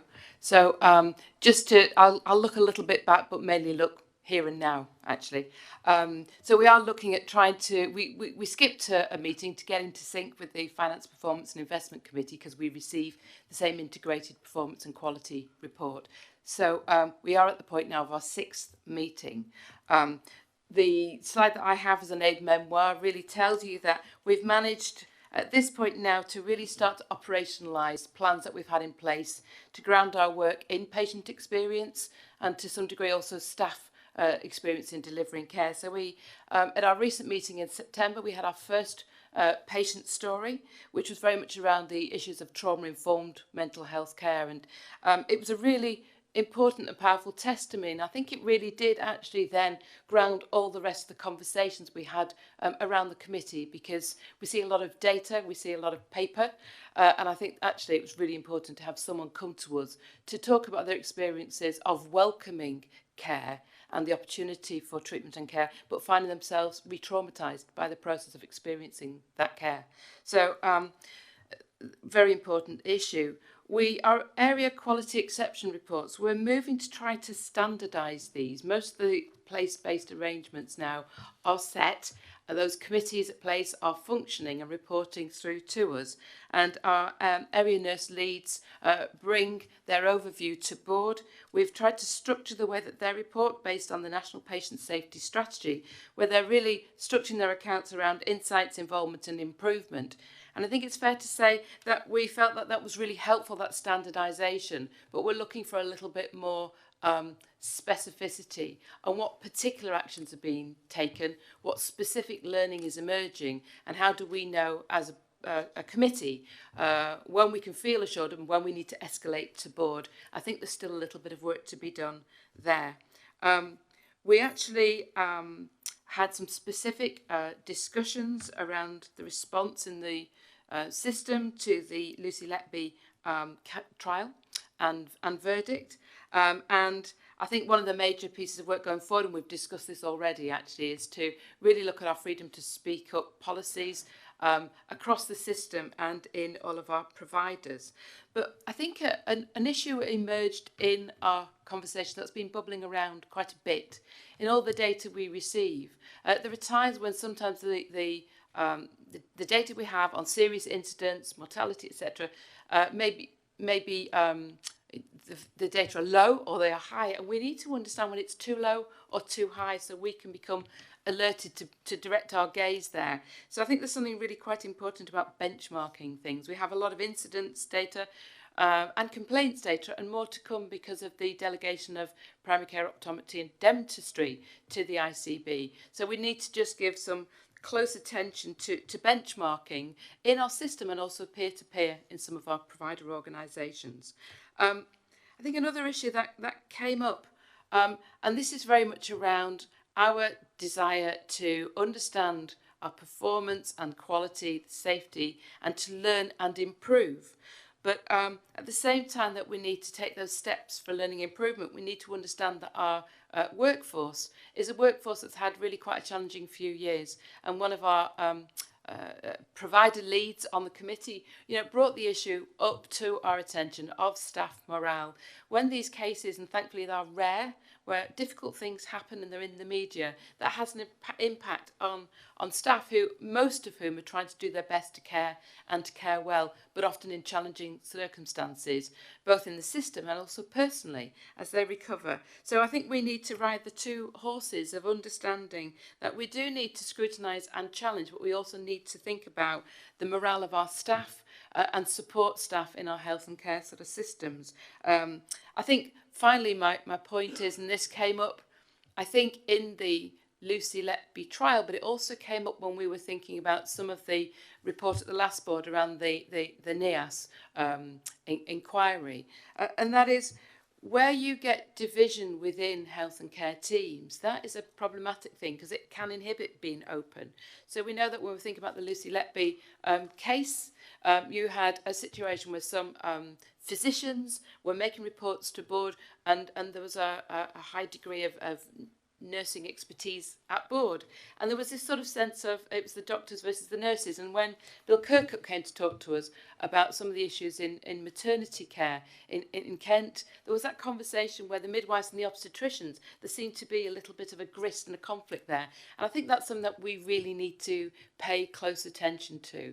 So I think we need to understand that morale in our workforce is an important thing, but when people feel stretched and stressed, that can lead to these issues of division or just trying to get on with the day job rather than thinking about what more do we need to do to improve. And there were some worrying indicators from some of our complaints data to do with patient and carer complaints around staff attitude and empathy, and I think we really need to just give this some attention as we go forward to our next committee. Yes, I think you're covering a huge span of issues, and we've discussed many of them already this morning under other agenda items, but the point you're picking up at the end, which is very, very important, is this question of how to deal with the more deep-seated cultural and behavioural problems that are often at the heart of things when they go wrong. And as you know, I've had a fair amount of experience of looking at this, but on the whole, the root causes of serious harm, action on them tends to end up in the too difficult box. So if you just take two examples, which in my view are common to the Letby case and what we know about it, to the East Kent maternity, probably mid-Staffordshire as well, are professional silos. Some people rather unkindly call it tribalism, whereby we at the moment educate in silos and practice in teams. And then the other one is hierarchy, which across all fields of safety is an extremely dangerous organizational cultural characteristic. So to some extent, we're in the hands of national professional training bodies, royal colleges and the like, to try and address some of these things. But I think when it comes to our workforce plan, whether we have the freedom to try and tackle some of these things ourselves, because they're systemic within the whole of healthcare, not just in this country, but internationally as well. And without going to those root causes or influences, then things will not fundamentally change. Right, David, yes. Yeah, just to say, Cillian, in terms of our maternity and neonatal services, that all of the leadership teams have been offered the opportunity to do a culture programme. So that's underway at the moment. And we're also undertaking a cultural survey of every maternity and neonatal unit using the SCORE methodology. And we'll look at that data and bring that together. And as part of our peer review process for Ockenden visits, a big element of that is looking at the culture within those organisations. Because it's a look at, we speak to all the staff, we don't just speak to the board, we go around and get information and learning from what is being told, and we'll feed that back at the end with an event looking at kind of the outputs of all of our peer review visits. I mean, so great. I think that's very good. But just to conclude on this, when people talk about culture in the NHS, there isn't one culture. There are professional cultures in the plural. There's an organisational culture and there's an NHS management culture.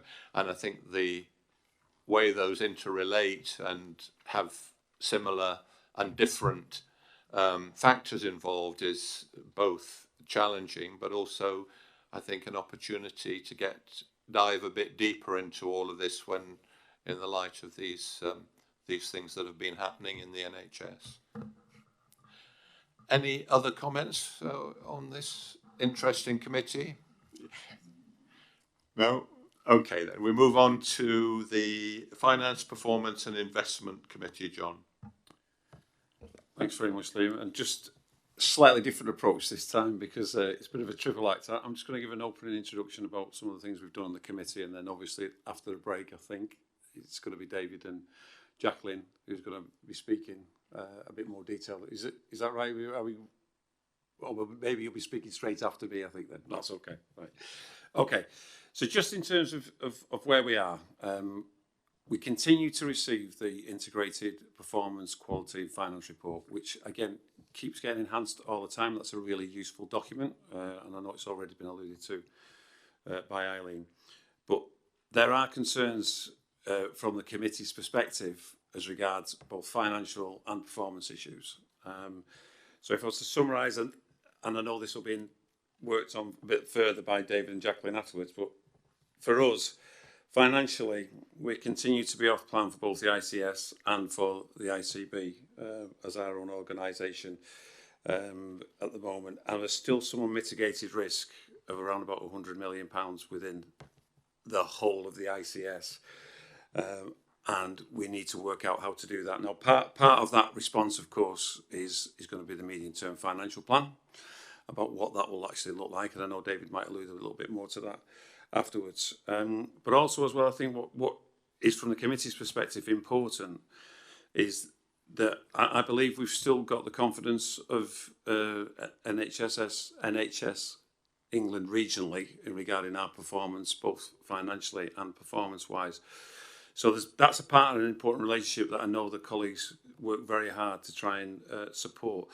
But I'll touch on our partnership work as well as a final point. But as regards to performance, there are still issues with Category 2 ambulance performance, some emergency care variation across the whole of the area, and some of our elective care as well.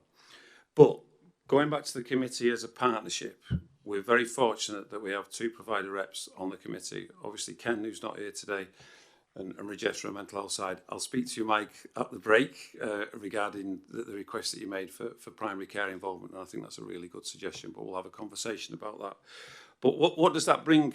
And I think what it does bring is a much more rounded approach, because one of the things that we're trying to achieve is if we just focus on purely ICB finance, we're missing the point. I know that colleagues, both in performance and in finance, have systems in place to embrace the whole of the provider framework that we've got. And I think that's really a good assurance and reassurance for people around this board to know that those mechanisms are in place, that if there's a problem, it will be discussed on that basis. And I think the mechanisms they have in place are commendable. And within that, some of the things, that suggestions that have made by colleagues, we get Ken's experience in the provider collaborative, so we get that role brought into us about some of the things from their perspective. Rajesh made a very helpful comment a few meetings ago in relation to children and young persons waiting times for mental health and learning disability, and that set off a whole process of a paper being produced, which I know has been to the exec committee, and also as well it's been to our committee. So you're seeing that whole partnership approach operating in a very constructive way. So I don't really want to say much more than that, because I know they're going to talk in more detail, but I suppose what I want to emphasise to the board, the mechanisms are in place, the challenges are there. I have to say, am I 100% confident that we're going to hit our financial debt, figures? I'm not, without any support, because it's very, very difficult. But at least we're being open about it, at least we're engaging with NHS England, and at least we're engaging with our local providers about the whole issue and treating it as a North East and North Cumbria ICS rather than just as a single organisation. So I'll leave it there from my perspective as the chair of that group. Thank you very much, John. Are there any points that you wanted to raise on John's committee? That we will be covering some of these things in the next two agenda items, but no. Okay, thank you very much indeed. Well, we'll move on to the integrated delivery report, and Jacqueline Myers is going to take us through that. Thank you, Chair. As ever, this is a very broad report that covers a vast array of issues, so I will attempt to pull out some key issues, and of course happy to take any questions on the content of the report after that. So just looking at the highlights in the exec summary and following on from the comments that John made, we did initiate a piece of work to look at waiting times for children and young people in mental health services, and decided as an organisation, with the support of the committee, to apply the sort of waiting time lens that we use in acute services with the 18-week target. Now, those standards don't apply in this arena, but they're a helpful way of looking at length of waits. And through that process, we've been able to gather some data that shows that we have got some really significant waits for children and young people, particularly on the autism and ADHD pathways. And we're also starting to dive into that detail and see that there is some significant variation across the patch in terms of waiting times. I don't propose, Chair, to go into a lot of detail about the response to that, not least because we're going to have a focused conversation later on around our mental health transformation programme. But suffice to say, there is a lot of detailed work going on in this area, and some of the learning from the acute sector around waiting list validation, around looking at opportunities for mutual aid so that some of the longest waits can have access to services in other parts of the patch in order to bring those longest waits down, are already being initiated, and we'll bring further information around the work that we're doing here in future meetings. Secondly, I wanted to highlight another new area of data that has come into the report, and that's around primary care dentistry. At the last board meeting, we had our immediate response presentation, and we're coming back to the board, I know, with a more detailed report around the medium and long term, as well as an update on the short term actions to address primary care dentistry. So what you've got in the report, and you'll have for the next few meetings, is just that metric that looks at the number of units of dental activity that we're delivering across the patch, and indeed how that compares to the 1920 activity levels, which is the benchmark we use for sort of the pre-COVID period. And you can see there that it's an area of concern. Whilst it has been improving in recent months, and as you know, all of these metrics we put through a statistical control process to see whether there is a significant improvement. We're at 74.4% compared to 1920. Worse than the national position, which is 76.8, but clearly this is a national and local problem, and is no doubt a key part of why we're having such concern around dental access.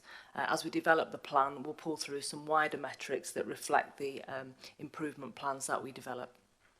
And then lastly, just to point up that there are some additional metrics coming through now in relation to our Healthier and Fairer programme. That's still work in progress. There's a bit of information in the report about what we're doing there, but I'm pleased to be able to share with board some metrics there in the dashboard. So for example, now you're able to see how we're doing against the plans that we've set around things like secondary prevention. So how we're doing in terms of identifying and managing, say, hypertension and cholesterol. And again, we're working very closely with the Healthier and Fairer programme that Neil heads up to make sure that as we set plans and trajectories, we're getting good oversight of those and supporting both the Healthier and Fairer committee, but also this board's ability to have oversight of the work we're doing in that regard. Moving then on to the national constitutional standards, and again just picking up some key issues and linking to some of the earlier conversations we've had, Chair. In terms of the accident and emergency 4-hour standard, we continue to do relatively well compared to the rest of the country in relation to this. For the data in the pack in July, we achieved 78.3% of patients being either seen and discharged or seen and admitted within 4 hours, and that's some considerable distance, nearly 5% better than the national position. But we by no means rest on our laurels here, because we still recognise that that means that you know, significant numbers of people, over a fifth of people, are waiting over 4 hours. And as mentioned earlier, we're getting into the detail about the variation amongst not just our provider trusts, but actually every individual A&E site and how they're doing.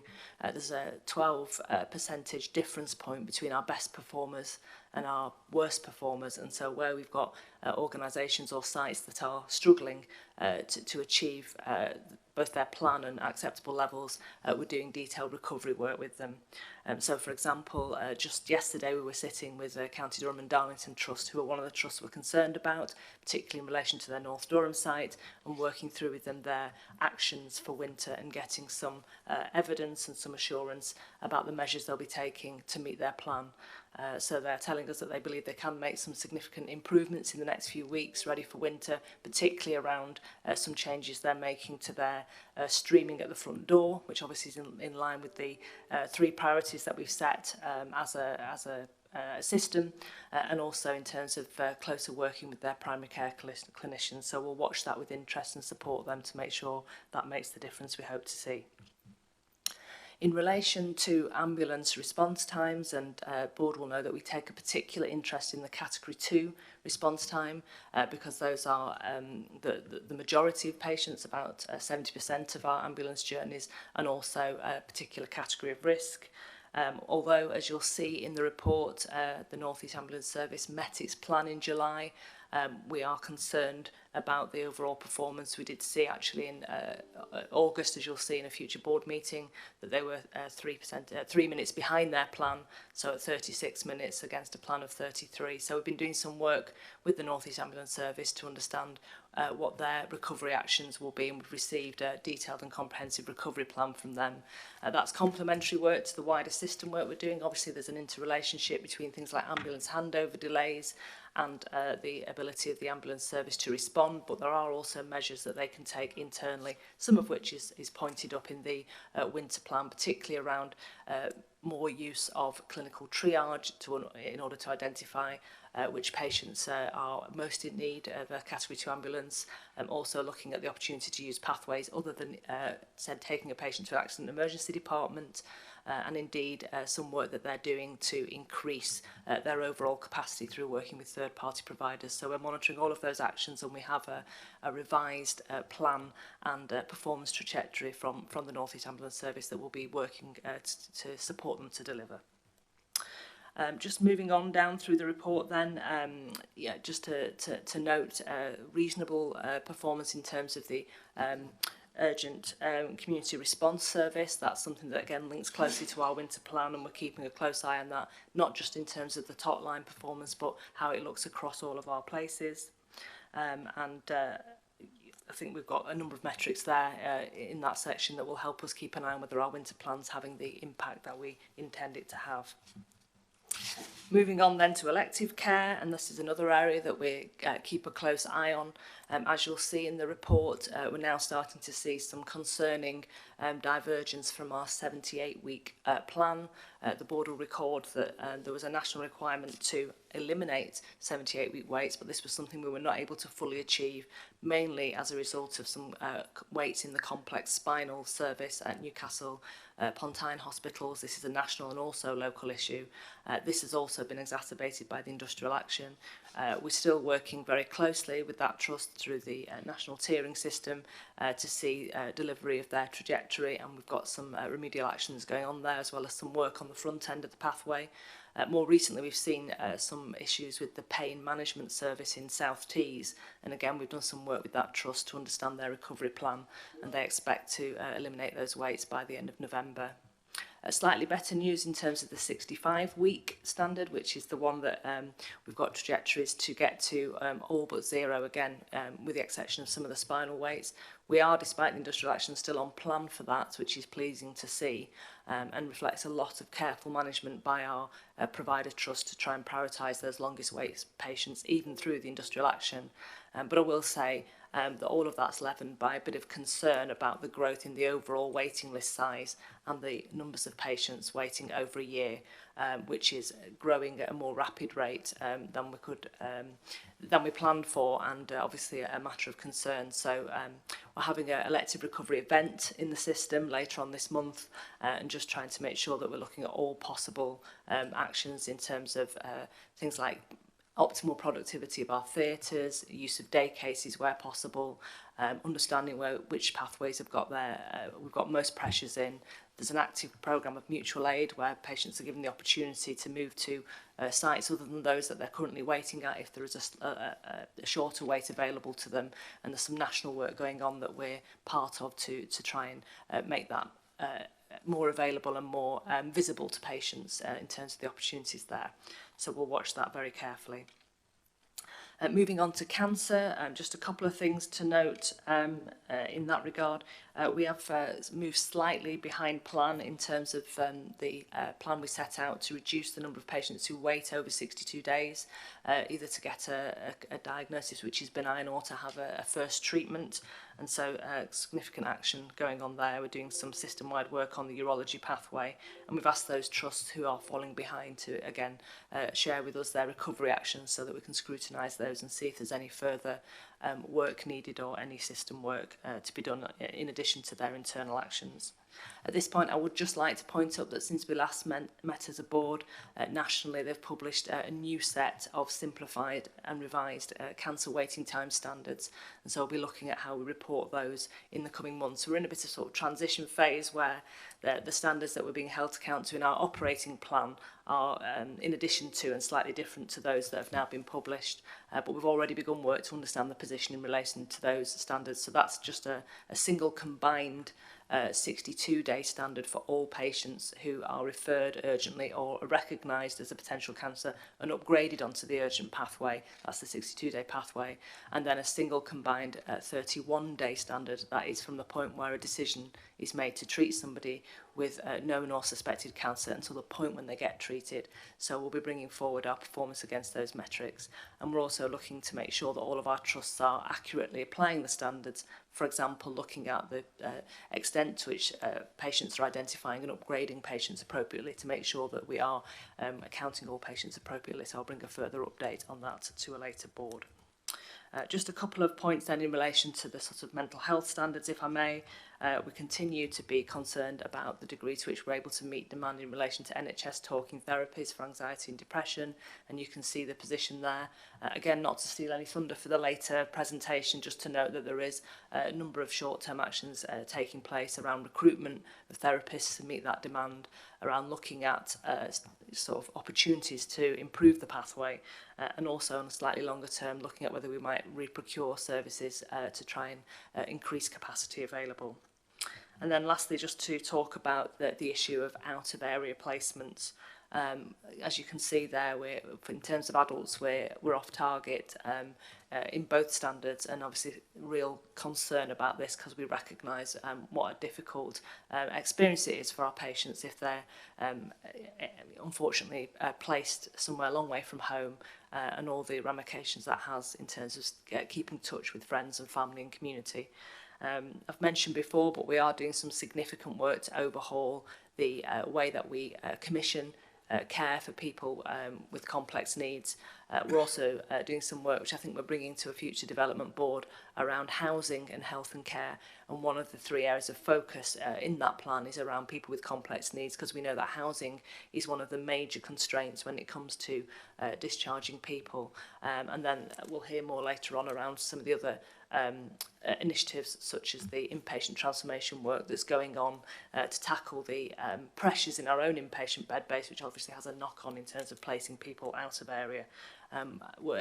Finally, we're doing some work to try and make sure that we've got ICB oversight of more live data in relation to these out-of-area placements. As you can see in the report, that's quite old data dating back to May. But the team are working to set out both trajectories and kind of more live oversight of the position on a weekly basis. So we'll bring an update that to a future meeting.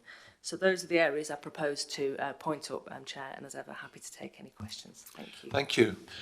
Any comments and questions? Mike. Thanks, Jacqueline, for that comprehensive report. Just one of the issues I raised in the last board meeting was regarding gender dysphoria services, and I can see that there's been that we've sought some data from NHS England. Since then, I understand the only local provider has stopped accepting referrals. I wonder if you've got any updates on that.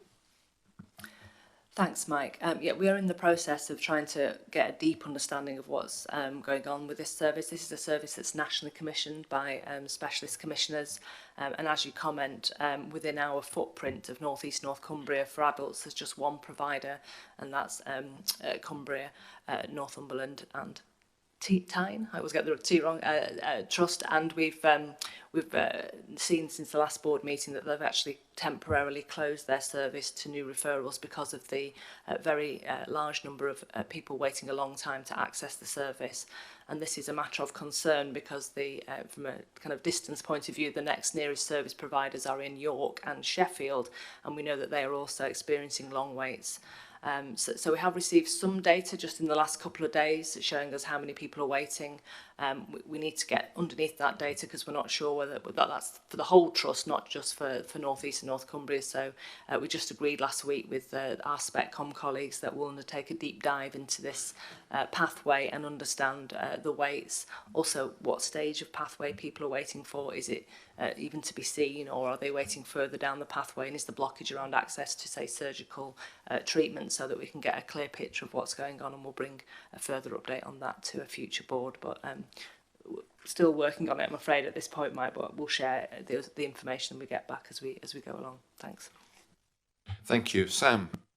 Thank you, Chair. Just a couple of comments and ask really for Levi to come in on, particularly around autism, learning disability and autism placements.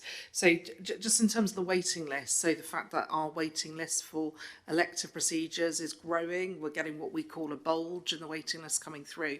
And there's absolutely no doubt, as Jacqueline has said, the impact and the industrial action is really significant here. And certainly every opportunity that we have, whilst clearly this is a matter in terms of the pay issues for government, seeing a resolution on this will help us better tackle those waiting times. And I think the longer this goes on, obviously the greater impact that we will see. on that. And I'm just conscious that we've just concluded the longest period of action of both our junior doctors and consultants striking during that period as well. Notwithstanding that, I think we've been incredibly fortunate of just the additional work colleagues are doing. So I think your point, Eileen, around morale, I think there's also sort of, we know we've got fatigue in the workforce as well. So this huge amounts of work done around COVID recovery, and we know that this is going to be for the next couple of years to get back to where we were pre-COVID, but I don't think we can underestimate the impact this is having on our waiting list. And then just I just wanted to ask Levi, Chair, just to say a few words around learning disability and autism. So if you look at page 137 of the pack, it's 138. If we look at where we should be now on plan, we would have reduced our reliance on inpatient care to 70 people placed within the system, and 67 people within more secure care. We're actually at 89 and 78, and behind every one of those numbers is a person.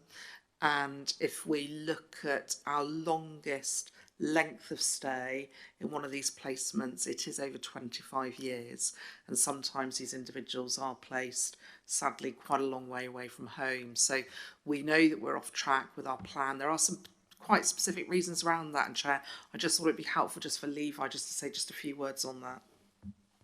Yeah, thanks, Sam. As you note, the building rights support inpatient target is 30 per million in the population. So we are off trajectory significantly there. I suppose there are a number of influencing historical factors. So we, in the North East and North Cumbria, have multiple long-stay NHS and independent hospitals. We have a bit of a legacy that over the last probably 15 years, we were supported by NHS England specialised commissioning to create additional secure services, particularly low and medium secure, and within that some very specialist elements, so some of the first national autism secure services and women's secure services. We've had a number of cross-border arrangements both with Northern Ireland and Scotland, and we continue to see flows that way. Probably there are some of the legal challenges, so a number of individuals have acquired what we call residency rights now, so where they previously come from other parts of the country, now deemed to be the responsibilities of commissioners, both health and local authority in the North East and North Cumbria. And the step-down packages of community care, which is obviously our prime concern, people living as independently as possible, are both highly complex, highly expensive, and we often find some level of dispute about who pays for the ongoing care. And we have a change in profile of people in hospital. We continue to see those presentations of autism as we're much more aware and better at diagnosis. I think Rajesh would agree, people coming through acute episodes in mental health trust now is often the first time we're identifying autism. We're not complacent about it. We know we've got a big challenge, and myself and the team are meeting with NHS England's regional team on a monthly basis about what we can do to stimulate the housing market. So the work Jacqueline's team are doing on the housing strategy is a big enabler there. How do we create workforce? That being another key constraint of people with the right skills to support individuals on a daily basis, either in their own home or in supported living settings. We've put some proposals through to the Department for Levelling Up around some crisis and other services that would help prevent people getting into services. And indeed, we're meeting with Maria Caulfield, the MP for Mental Health and Women's Health later, probably into October now, to just talk about some of the from a national perspective, the challenges we are facing here. But if you go back to when this work started in 2015 to where we are now, I think it's fair to say we have not made the progress that we wanted to. So I suppose, Sam, it's how we make sure we have confidence and provide some assurance through to board and through committees that our plans are fit for purpose there. Thank you. Rajesh. Sorry, Chair, the matter I was going to take has been picked up by others. That's fine. Thank you.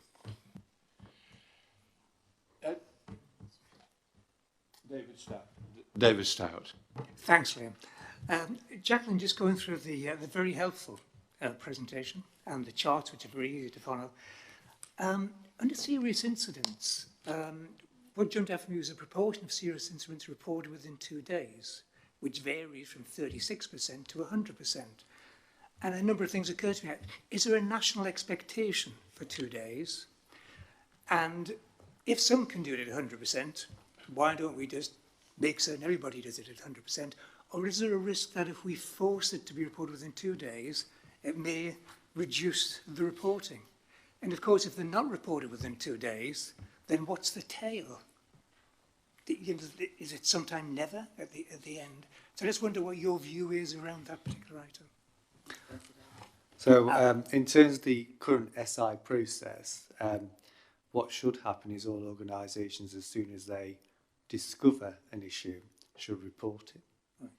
So some organisations want to do more understanding of kind of, is this an issue, is it not an issue, and do some level of reporting prior to uploading it as a serious incident. That isn't the process. The process should be, as soon as you're aware, you report it, and then actually you then investigate, and if it's not classed as the amount of harm, then we can delog it from the system. And that's the kind of information we want to ensure happens. So that's why there's a variation. And again, that's some of the cultural work in terms of openness and transparency that we need to deal with. Obviously, that will change with the introduction of PSERF, so we need to look at that much more closely. But what should happen with PSERF is that we should have a much more open and transparent view of all incidents, and then just a small amount of thematic reviews undertaken. So, but we need to ensure that all of our organisations are reporting any incident straight away. So are you working, David, to getting that range narrowing down over time? It's however you do it. Yeah, absolutely. So I think it's kind of ensuring that kind of our mechanisms within kind of the quality teams allow people to delog much more simply. Yeah. And we've had that issue raised in a couple of places, so we've done some work around that, so it's much easier to delog. Okay, thank you very much, David. Good, thank you. I can't see any more comments or questions, so thank you very much, Jacqueline. We'll move on to the finance report. David Chandler. Thank you, Chair. So you have in front of you on the agenda the month 4 finance report. And what I thought I would do is take you through the key points there, but also give an update on the month 5 position for the benefit of members. So if we remind ourselves, we always said at the start of the year that this was going to be a challenging financial year, both for the ICB, the ICS and the country indeed from an NHS perspective. If I start with the duties that we have, is that still coming through okay? Yeah. With the duties that we have around revenue, from both an ICS and an ICB perspective. Remember, the ICS includes the ICB plus foundation trusts. So we agreed a financial plan that we would achieve a financial deficit this year of just less than £50 million, with the ICB having a surplus of £30 million within that. As at month 4, we reported a year-to-date variance for the ICS being just over £6 million off plan. Now, we'll just caveat, just to remind everybody that collectively we're responsible for combined resources of almost £10 billion these days. But off plan at month 4 by £6 million, 2 million of that related to the ICB and £4 million of that related to providers. The ICB element related to areas such as in prescribing and CHC.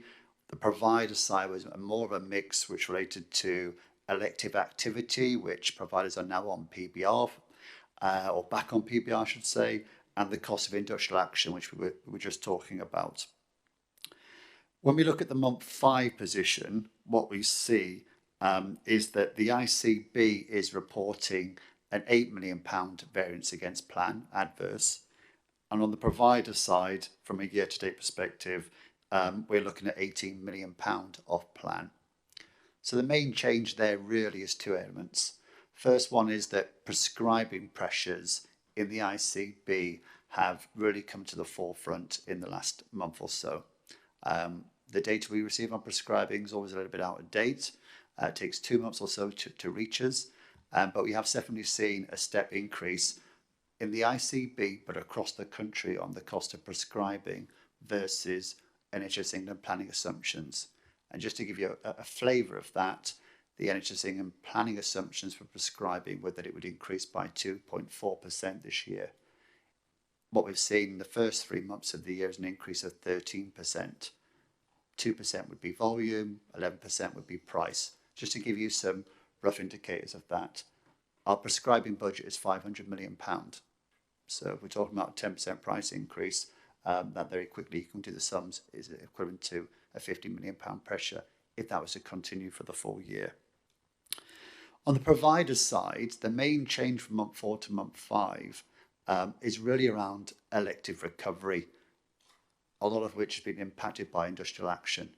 So we're seeing we're seeing variability across different providers, but there's maybe 2 or 3 which are really seeing an adverse impact on that. That has had an impact of around £8 million in just when we look at the amount of elective activity against target for the first 5 months of the year. Okay, that's not to say that we can't catch up, and that's not to say industrial action will continue forever, but certainly it's having an impact on a number of our providers to get through the waiting list and see as many people as they would like to do. I'll come on now, if I may, Chair, in terms of financial risk. So as an ICS, we're still reporting forecast outturn against plan, and all our providers are forecasting the same as well. That doesn't come without risk, and you'll see in the report, I report risk across the ICS of around £100 million. So we have at this moment in time around £25 million of risk in the ICB side of things. That is mainly related to risks around things like prescribing. We have done an awful lot of work in the ICB of late to mitigate financial risk right from the start of the year. We've done that in a number of areas. We have an ICB efficiency group, and we've been working with senior leaders across the ICB to identify mitigations to reduce risk through the year, and we have been doing that quite successfully. And we had a session not long ago with ICB senior leaders, and we've identified some more mitigations to try and reduce that risk before year end, and that work will continue. On the provider side, I report in their risk of around £75 million against plan. That is a similar level of risk that we reported at the start of the year. Organisations and individually and collectively, we have a process to manage risk at a system level, and work will continue to do that through the year. So we will work both with NHS England and with partners in terms of looking to mitigate that risk as much as possible. What we don't yet know is if there will be what specific funding might come our way in respect to some of these pressures that we're facing. We have a conversation lined up with NHS England on the national level, for which I'm expecting an invitation alongside a number of other ICBs to meet up and discuss the pressures in prescribing, and the same on industrial action. Okay. We will also be doing a month 6 review across the system from a directors of finance perspective. That will, as John alluded to earlier, be reporting into the DOF community, up to the chief exec community, into the finance committee, into board, in terms of how we manage the financial resources that we have to year end, and do we or don't we need to amend any forecast outturns. At this moment in time, it's probably a little bit early to call, because we don't know, if you like, the output of some of the conversations that were happening. Prescribing is always a very volatile area. Elective recovery, we can get back on track. Okay, but at the moment we are feeling that pressure. But just to remind the board, as I said at the start of the year, collectively we have responsibility for £10 billion of resources. So when I say a number of 10 million and 15 million pounds, it can sound like a really big number, but I'll just ask you to remind yourselves in terms of when we convert that into percentages, those percentages can be quite small. That's not to say they're not important variances. I'll just finish, if that's okay, talking on a few other things, if that's okay, Chair. So number 1, the medium-term financial plan. We are working across the DOF community with CEOs, the finance committee, with NHS England across the North East Yorkshire patch especially, and we're also working with Deloitte now to identify scenarios for the next 3 years about how it might look going forward, and more importantly, what solutions we would need to put in place to ensure we can live within our resources for the next 3 years. We have asked to put a board development session on next month, Chair, so we can take members through the outcome of that work in terms of what the scenarios are telling us. On capital, just to share with the board that if you look at the capital, it is looking like it's going to overspend by 5%. That's not unusual at this time of the year. We collectively work on that with the provider collaborative to ensure we manage that through the year. There's always a good incentive on that one because if you overspend on capital, they take it off you next year. Okay, so there's no real incentive to overspend on capital, and we've got a good track record of managing that in year. And then the last one is just say, yes, we'll continue to work on the running costs, and with Jacqueline, I'm sure we'll be able to bring something back to board fairly soon in terms of our overall financial plan in that regard and what that would mean for this year and next year in terms of change costs as well as savings. And I'll leave it there, Chair, and haven't taken any questions. Thank you, David. Well, we're asked to note the current position, the forecast financial position, and the financial risks across the system still to be managed. So are there any points anyone wants to raise? Any questions? No. Well, thank you, and we look forward to the board development session, David. Thank you very much indeed. And the final item before we break for lunch is the joint forward plan. Jacqueline, that's you. It is, thank you, Chair. So I'm really pleased to propose this joint forward plan for approval by the board for publication. I think it's been long trailed, so we started, didn't we, with our integrated care strategy, and then responding to NHS guidance. This is our 5-year implementation plan effectively for our integrated care strategy. And whilst the guidance is very much NHS focused, we've continued to work with a broad array of partners through our places and through our strategic programmes and our enabling programmes to make sure that we've got a comprehensive plan. This document is by nature a summary document, and it's underpinned by detailed action plans for each of the key areas that it addresses in the summary document. And I'd just like to make a few remarks about the process we've been through and what happens next before proposing it for approval, Chair, if that's okay. So you'll note from the covering summary in the report that the national ask was for us to publish this report back in June, and I think we advised that we felt we just needed a little bit longer to make sure that we'd engage with all the key stakeholders. We did publish our draft back in June, and we've had very wide engagement with all our NHS and wider system partners on the draft. And as you can see from the final document, it's resulted in some quite significant changes, and I think it was very much worth us taking that time on this first production of a joint forward plan to make sure that it reflected the views and concerns of all of those that will rely on to deliver it. So as part of the early part of the report, you can see some significant changes that we've made from the first draft. But just to note what the kind of biggest areas were in relation to the feedback, and we did receive really significant volume of feedback. There was quite a lot of questions about ways of working. So what is for local determination and what forms part of a, if you like, North East North Cumbria wide strategic plan, and how do those things interact? And I think there's more work to do on that, but we've certainly in the back end of the plan articulated how that will work and how our strategic programmes will interconnect with local delivery and focus very much perhaps on the what and less on the how. So that's something that will continue to develop, but I think we've brought some clarity to those arrangements. Clearly the work that we're doing on our operating model will be complementary to that. We've also talked in the plan about some of the sort of key service areas that people who gave us feedback felt needed more clarity or amplification in the report. So there are a couple of new sections, one around women's health and one around trauma-informed care. And we've also got expanded information around dentistry and general practice access. As we know from other parts of the agenda, those are plans that are still evolving. I think that's the very nature of our first joint forward plan. It gives you a real sense of the breadth and detail of plans that we've got in place, but also that there's further to go in terms of developing those plans to a level of maturity that will give us all of the actions and impacts we need to achieve our strategy in the long term. But this is a really good exposition, I think, of the array of things we've got in train, if you like, at this position 1 year in. The plan talks about a couple of other key things that we're putting in place to support the delivery of our plans, things we've heard about before, but just to point up how the learning system will support delivery of our strategic programmes and how we'll weave that approach of continuous improvement and learning and using some of the key techniques that were articulated in the Chief Exec's report around the NHS impact and how we're weaving that into all of our strategic programmes, and also the further work we're doing on data and insight to make sure that we're a data-driven organisation and our plans are looking at the evidence about need, about current impact of ways of working and where the areas are that we need to focus in terms of our strategic plans.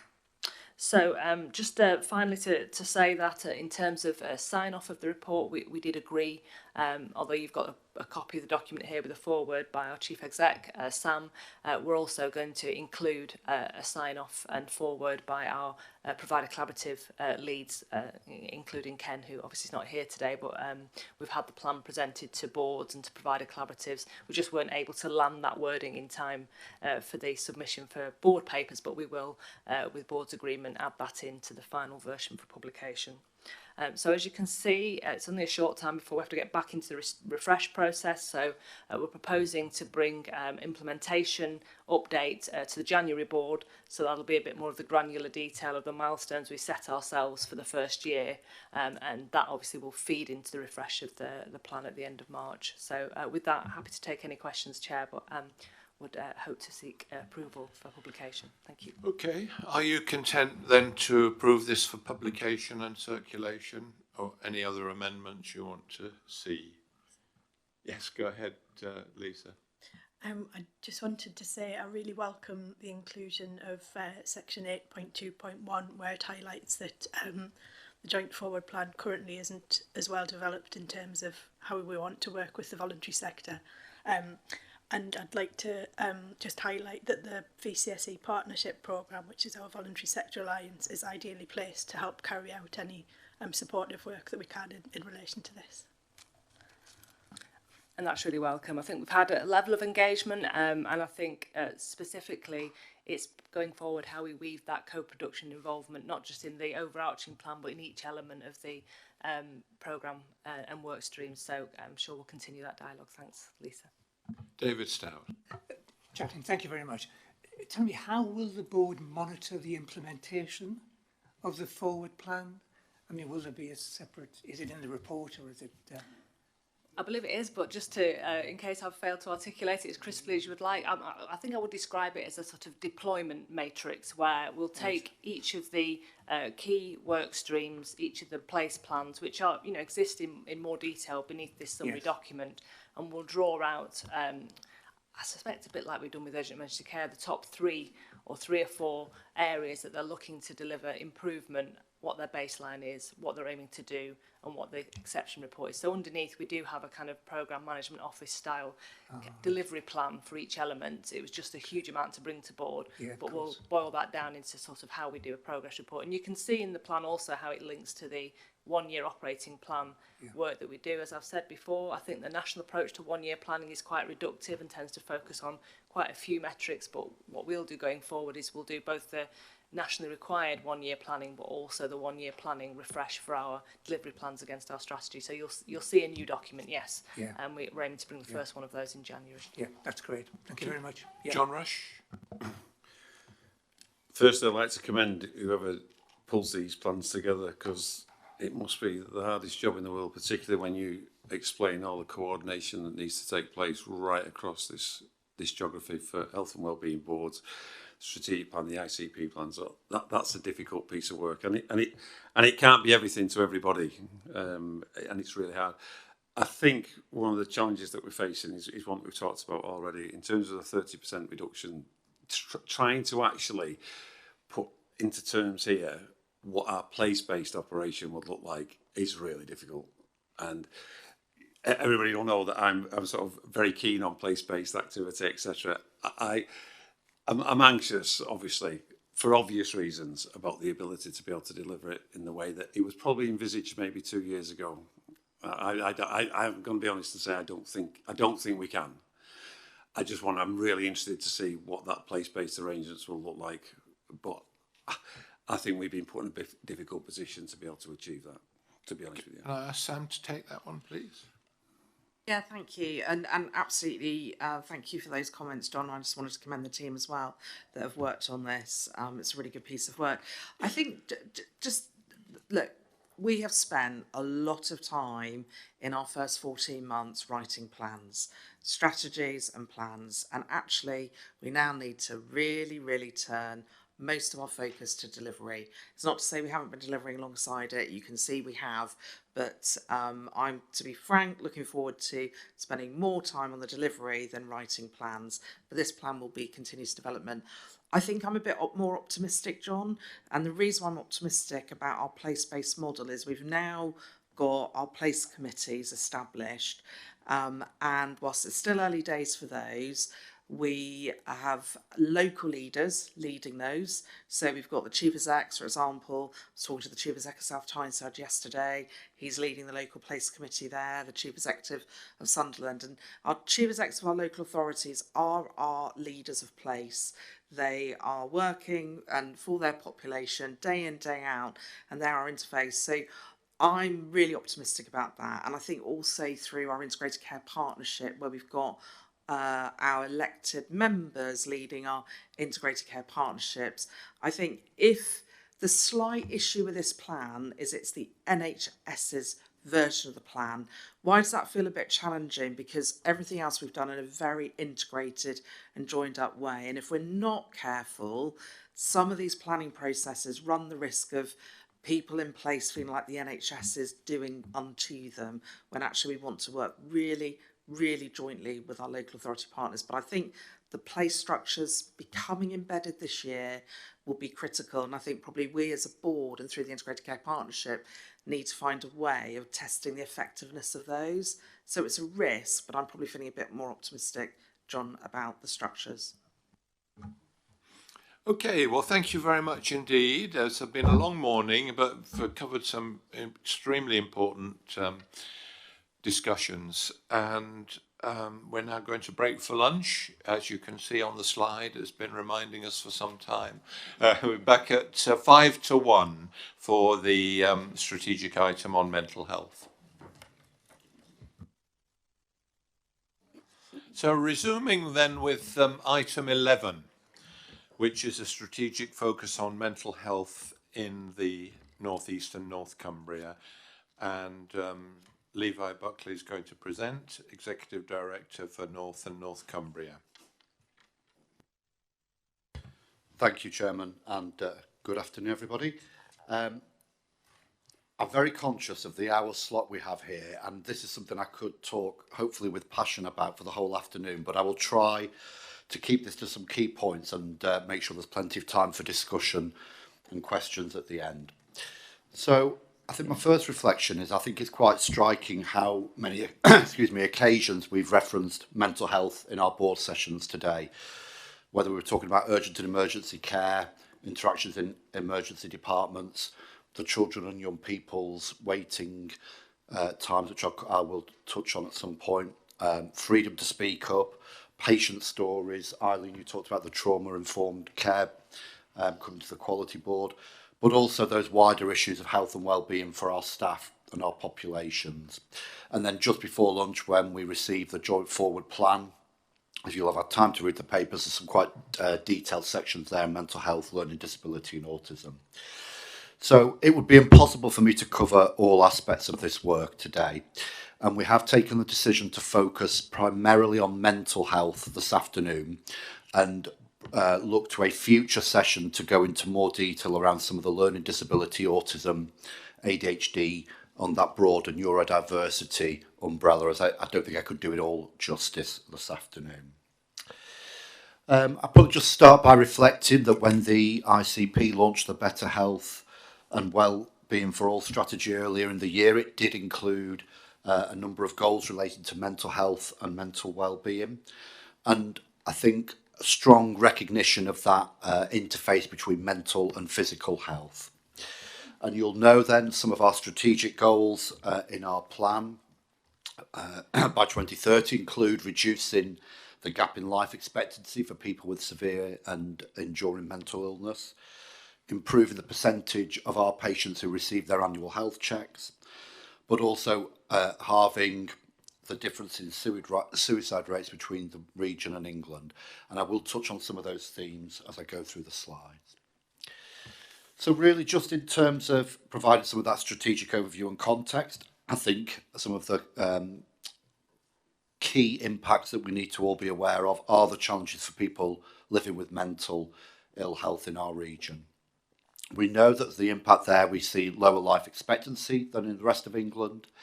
We know that we've got gaps between some of our rural and urban areas, some of our affluent and our less affluent communities.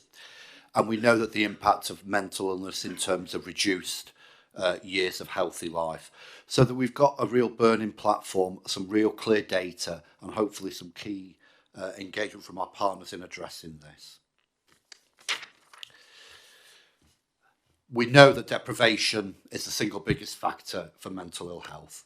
We can see this, the data is really stark, whether we go back to Marmot and the multitude of reports since. Poor housing or housing security, meaningful employment, access to green spaces, fresh air, ability to purchase and cook fresh food locally, financial worries, all of these significantly affect people's health and well-being and can exacerbate severe mental illness. So this association between the wider determinants of health and mortality are illustrated in this slide, and we can see that 1 in 3 of our population in the North East and North Cumbria is living in those areas of highest deprivation, and the knock-on impact for both prevalence of mental health and the management of mental health is significant. If we look back over the years, the CCGs that came before the Integrated Care Boards, as well as the Integrated Care Board, continues to invest in mental health and learning disability services. We have the mental health investment standards, we have service development funds. And within that, though, is a recognition that there's been historic underinvestment over the years in mental health services. And particularly what we're seeing, I think, coming to the forefront more is some of these inclusion groups where we know we need to do a great deal more. They're the ones who are most risk of being excluded from the changes we're making to our services. And I might invite Tom perhaps at the end just to talk a little bit more about some of the local authority work which is also in this space. The next slide just pulls up some of the key metrics for mental health and wellbeing in the North East and North Cumbria.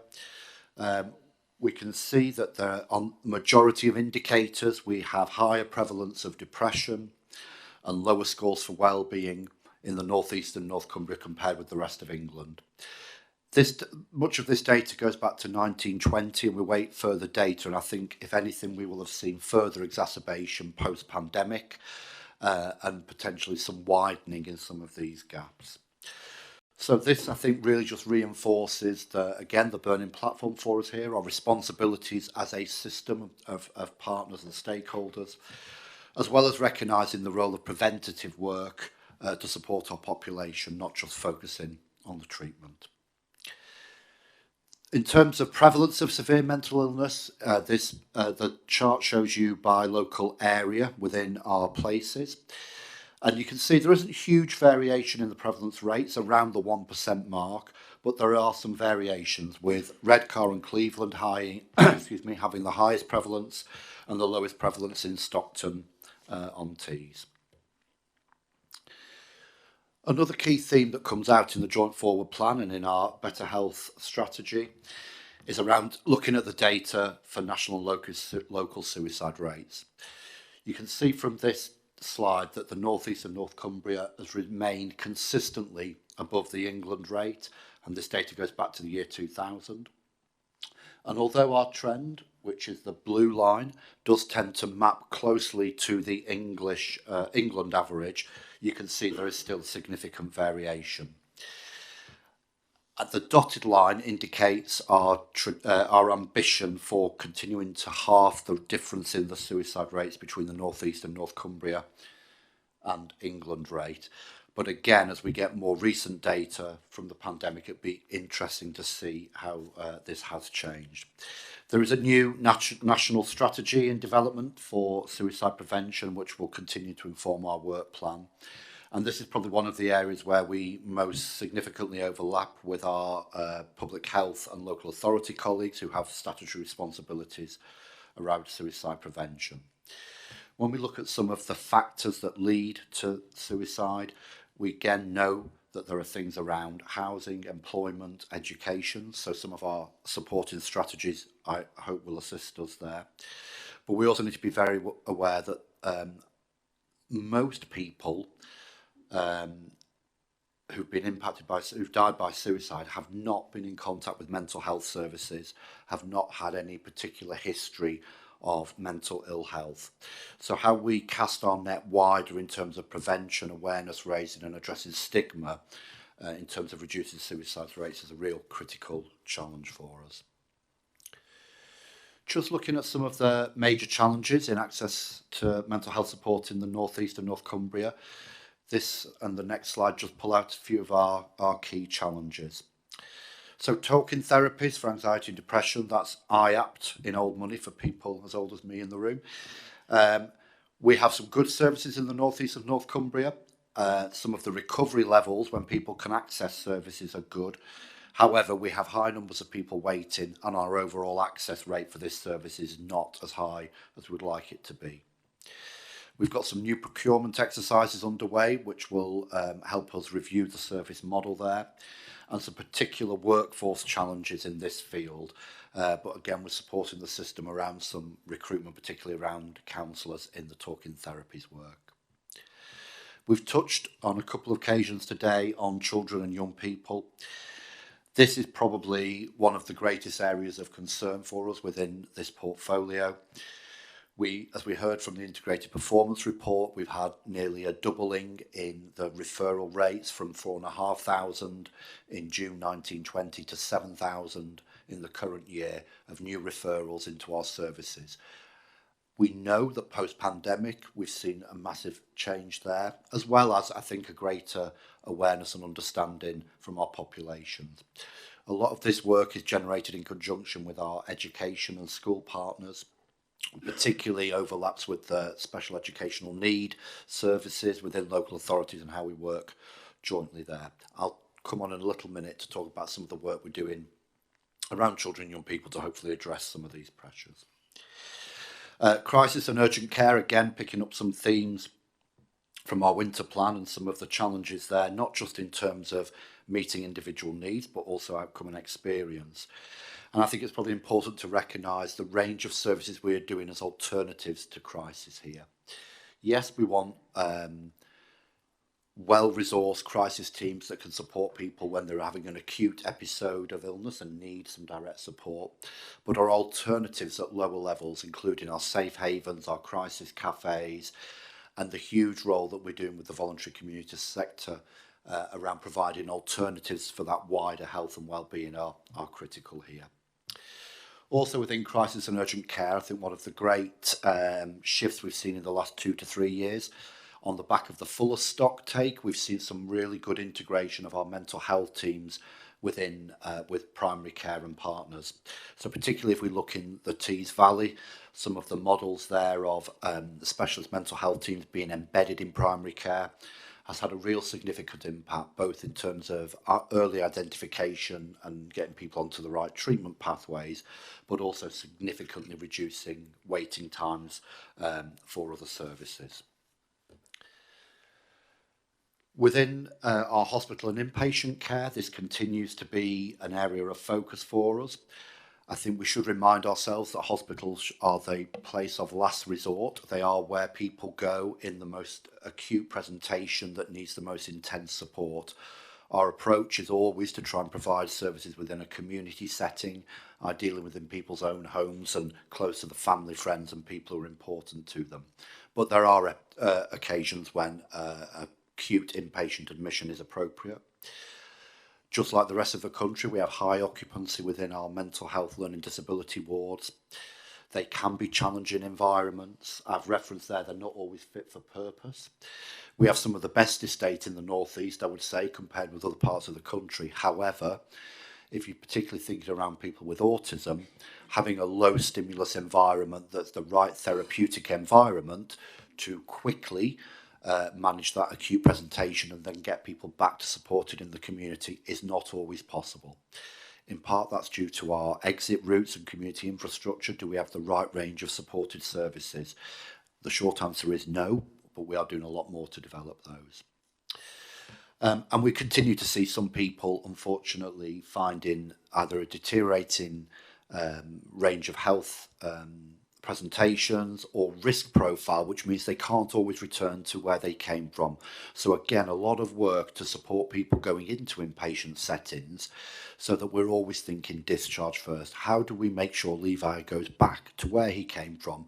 Because that's the biggest factor that's going to keep his ongoing mental health stable.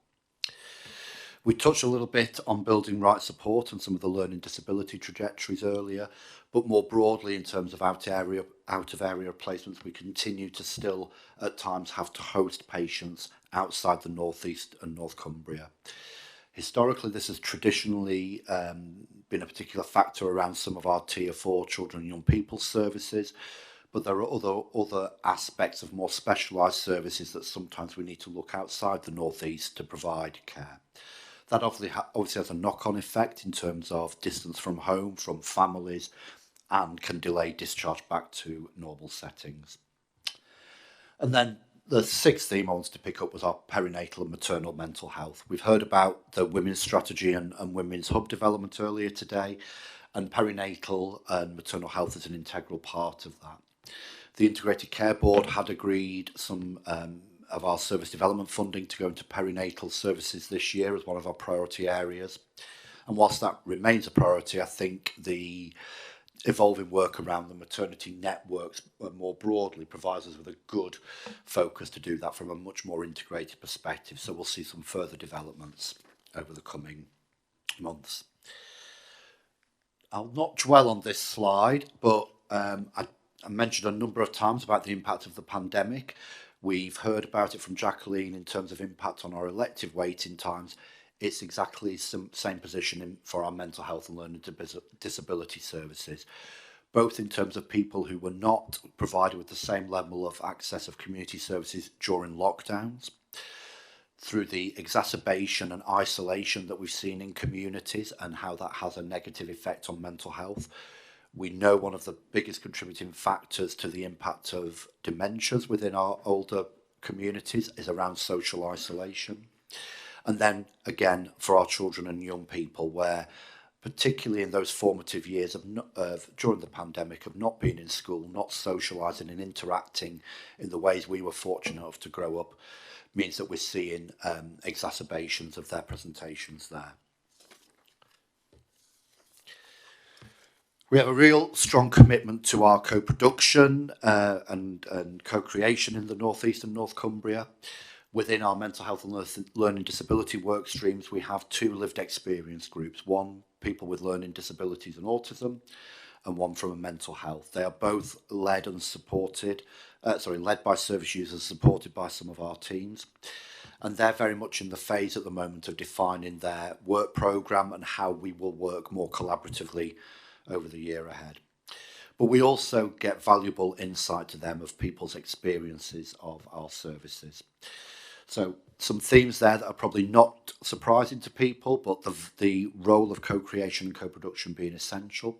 People tell us they are waiting too long to access services. We heard again earlier in the day about the risk of loss of compassion within our staff, and we've seen some of that being reported from our service users. Again, I think we've heard from Eileen about trauma-informed approaches, and we have a separate work stream to look at trauma-informed communities and hoping to do that on a North East Yorkshire footprint so we can work across the broader public sector. That services can be life-saving. They can make the real very difference between somebody living a productive, independent life or living a life where they're low functioning or, worst case, suicidal ideation and self-harm. And little things make a difference. It isn't all about our statutory services, excuse me, our interactions with our voluntary community sector partners, with our local authority services, with your neighbours, with your friends, your families and your communities. Those are the things that I hope keep us all resilient in our daily lives, and they're just as important for people with more severe enduring mental illness. I'm conscious of time, so I won't dwell on this, but just to note that there's been multiple national plans over the years, some of them still relevant in terms of the long-term plan. I mentioned we'll have a refreshed suicide strategy. Inpatient quality transformation, I will come back to. Core 20+5 reinforces the need to target some of our interventions. And then on the right-hand side, you can see the work we're doing in the North East and North Cumbria, how it links with our existing work streams, our strategic aims, and most recently with our joint forward plan. So in terms of what does that mean for us in our current priorities? We have 5 priority areas that we are focused on. First one is around urgent and emergency care, and this includes, as I say, peer workers, expanded crisis services for older people out of hours, the role of our VCSE partners, as well as our more traditional psychiatric liaison crisis services. We have inpatient quality transformation. This is a NHSE national programme with a set of quality frameworks and bed prevalence, what's the word I'm looking for, assessment that we're currently in the middle of at the moment. We've had an agreement through our Mental Health Learning Disability Subcommittee. We're going to use this inpatient quality transformation review as an opportunity to review our entire bed stock across the North East and North Cumbria. We have significant variation in the location and type of services, and our 2 main providers, but not forgetting some of our acute FTs also provide beds, are all engaged in what might that look like for the future. And I think that will lead us to some potential reconfiguration and a good vehicle for some more local conversations about the range of mental health services provided. There's a similar theme around community mental health transformation. As I said earlier, inpatients should not be it should be a last resort of managing the most acute presentations. So how do we enhance our community infrastructure? Some big challenges around workforce, but also recognising things like recovery colleges, wider support we provide to people that isn't all about medication and intensive treatment pathways. Children and young people, as I've said, remains probably one of our areas of greatest concern. I've talked about the increase in referral rates. So we're taking a very much needs-based approach to this. If you look at the North East, North Cumbria position, it's very similar to the national position. And if we were to just keep chipping away at the waiting list, we're never going to get to where we need to. So there's a 2-stranded approach to this. One is, yes, we need to transform what the future looks like. So how do we have a needs-based service working with our education partners, with schools, with primary care, with families and family hubs, to quickly identify what the need is we're trying to address from a query of an ADHD or an autism presentation, and put that support in place. We have a raft of services already working to deliver this, and we have a good model again in Teesside where we did some early work to pilot this way of working. So early in October, we're having a whole system event where we will look to implement that model across the North East and North Cumbria. So for new people accessing services, we will be very much needs focused, and the diagnosis pathway will continue, but will not be the driver. And then secondly is, where can we create some additional capacity here and now to tackle some of that backlog? I have some high hopes and some confidence in our ability to achieve this, but it's going to take a lot of intensive work by a lot of people and our partners. And then finally, building right support, as we referenced earlier, and we will come back later in the year to talking to the board about this in more detail. We've made some great work in terms of reducing people in inpatient settings with a learning disability. Autism is where we've seen the increase in numbers and where we have a lot more work to do. And as I said, we work regularly with our regional North East Yorkshire team, and we will be working with the national team on that as well. And then finally, just a couple of points around how we do some of this. So our enablers, that co-creation and personalisation, really underpinning how we do this. Just as we see for any health service people access, you want to feel that it's person-centred, you're at the heart, you're not just a individual or a number on a pathway. Interventions are tailored to meet your needs. Integration and collaboration with our partners. This is across primary and secondary care, and I'd like to give a big shout out to primary care here, please. We should acknowledge over 90% of the interactions around mental health and learning disability take place in primary care. That's where the majority of individuals are identified, managed, supported, receive ongoing treatment. So they are absolutely critical part of how we continue to improve our services. Our local authority partners, and again I'll invite Tom in a moment to talk a little bit about the work with our DPH colleagues. Making sure that our our transformation priorities are impactful. So by that, how do we evidence that what we do makes a difference? So we have some very clear metrics that we can use to track that what we're doing and investing makes a difference for our people. Always being clinically led, following the evidence base. That doesn't mean we don't take some risks, we don't try something innovative, we don't work with, particularly VCSE, to try some smaller level interventions or services and see what benefit they have, but look where the evidence is. And then workforce. Again, David spoke to us earlier.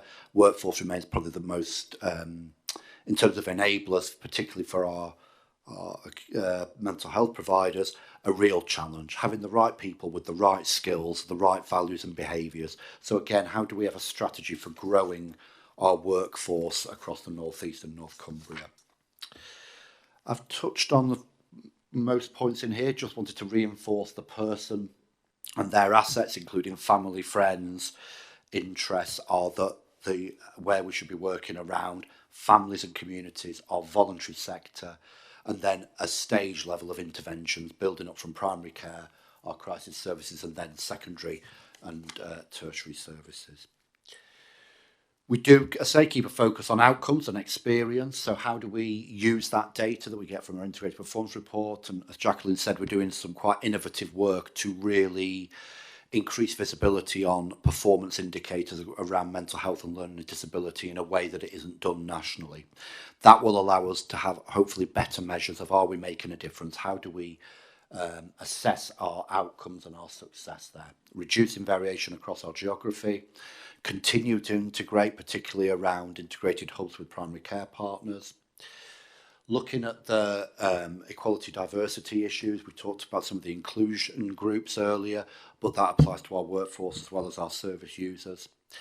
Workforce growth, VCSE role, continuing to use telehealth and technology there, not forgetting the digital exclusion agenda. It's not right for everybody, so having a menu of different interventions available, and then ultimately getting us a service that's sustainable for the future. And the last couple of slides, just back to that mental health for our children and young people, working with Annie's team. We've got an event in October.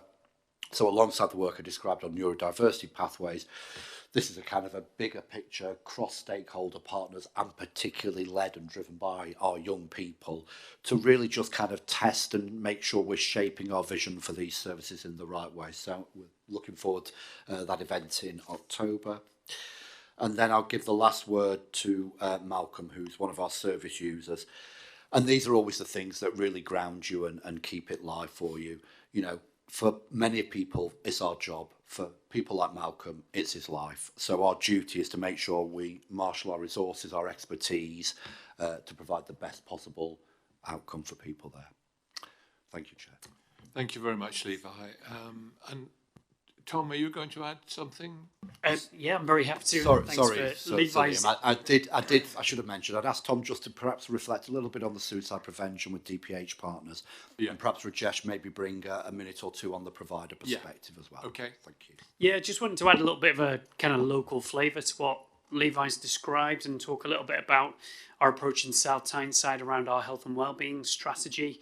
It's really interesting, isn't it, when you kind of sit here listening to kind of what Levi's described, that we're a mind first, really, aren't we? We're a complex cluster of emotions, and the physical entity just carries your mind around, and yet we still have a system that kind of flips it on its head and thinks about the body and the physical entity first. So we're really keen in South Tyneside to view positive mental well-being and social connectivity as being the thing that we want to try and improve. That's the outcome that we really strive to achieve. And in co-producing our health and wellbeing strategy with communities, we identified a number of priorities within that I think definitely kind of dovetails into what Levi's described, but perhaps sits more at the kind of community level and at the level of kind of individuals, their families and the communities that are around them. So we've got priorities around trying to reduce social isolation and loneliness. We see it as an absolutely massive issue, not least impacted by the COVID pandemic that has driven a kind of surge in people feeling more lonely and isolated. Just to give you an example, over the winter period, we ran a series of warm spaces, given the cost of living crisis. One of the predominant issues that people were flagging when they crossed the threshold of warm spaces was around social connectivity and just feeling lonely at home. It wasn't necessarily about heating or eating. It was actually about having a place where they could connect with other people. So that continues to be one of our top priorities. We also want to support people with long-term physical and mental health conditions through social prescribing. Levi mentioned the incredibly important role that the community and voluntary sector play in terms of supporting people's health and well-being and their social connectivity. So our social prescribing network is a cornerstone of our local health and wellbeing approach, and we seek to work really closely with the community and voluntary sector on opportunities that do exist within communities, and also how we flow people through from support into things like volunteering and perhaps even back into the workforce if they are outside the workforce. So we start to create pathways that give people purposeful activity that helps improve their overall health and wellbeing, funnily enough. Levi's mentioned the priority around reducing suicide, and I guess wider than that, it's self-harm. Suicide's the tip of the iceberg. Actually, there's a big issue with growing rates of self-harm, particularly in our South Tyneside population. So actually, where do we put our help, support, resources to help reduce stigma? Say it's okay not to be okay, and start to widen the net in terms of help and support. When you think about children and young people, actually access to what was kind of tier 3 community services for children and young people, again, it's quite a complex intervention. I think the birth of things like the Healthy Minds teams that we've got in South Tyneside, which are mental health workers attached to every school, really starts to widen the net and starts to broaden access to good quality help, support and intervention if children and young people are starting to face difficulties in their life. So it's important that we think about lower level intervention, not just the higher tiers of intervention.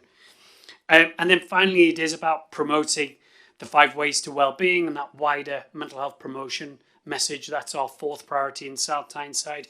How we start to reduce stigma, say it's okay not to be okay, and also give people the tools to help self-care around your mental health, whether that's about learning something new, whether that's about being physically active, whether that's about connecting with friends, families, neighbours. It's about creating that wider wellbeing model, and that is a key priority for us.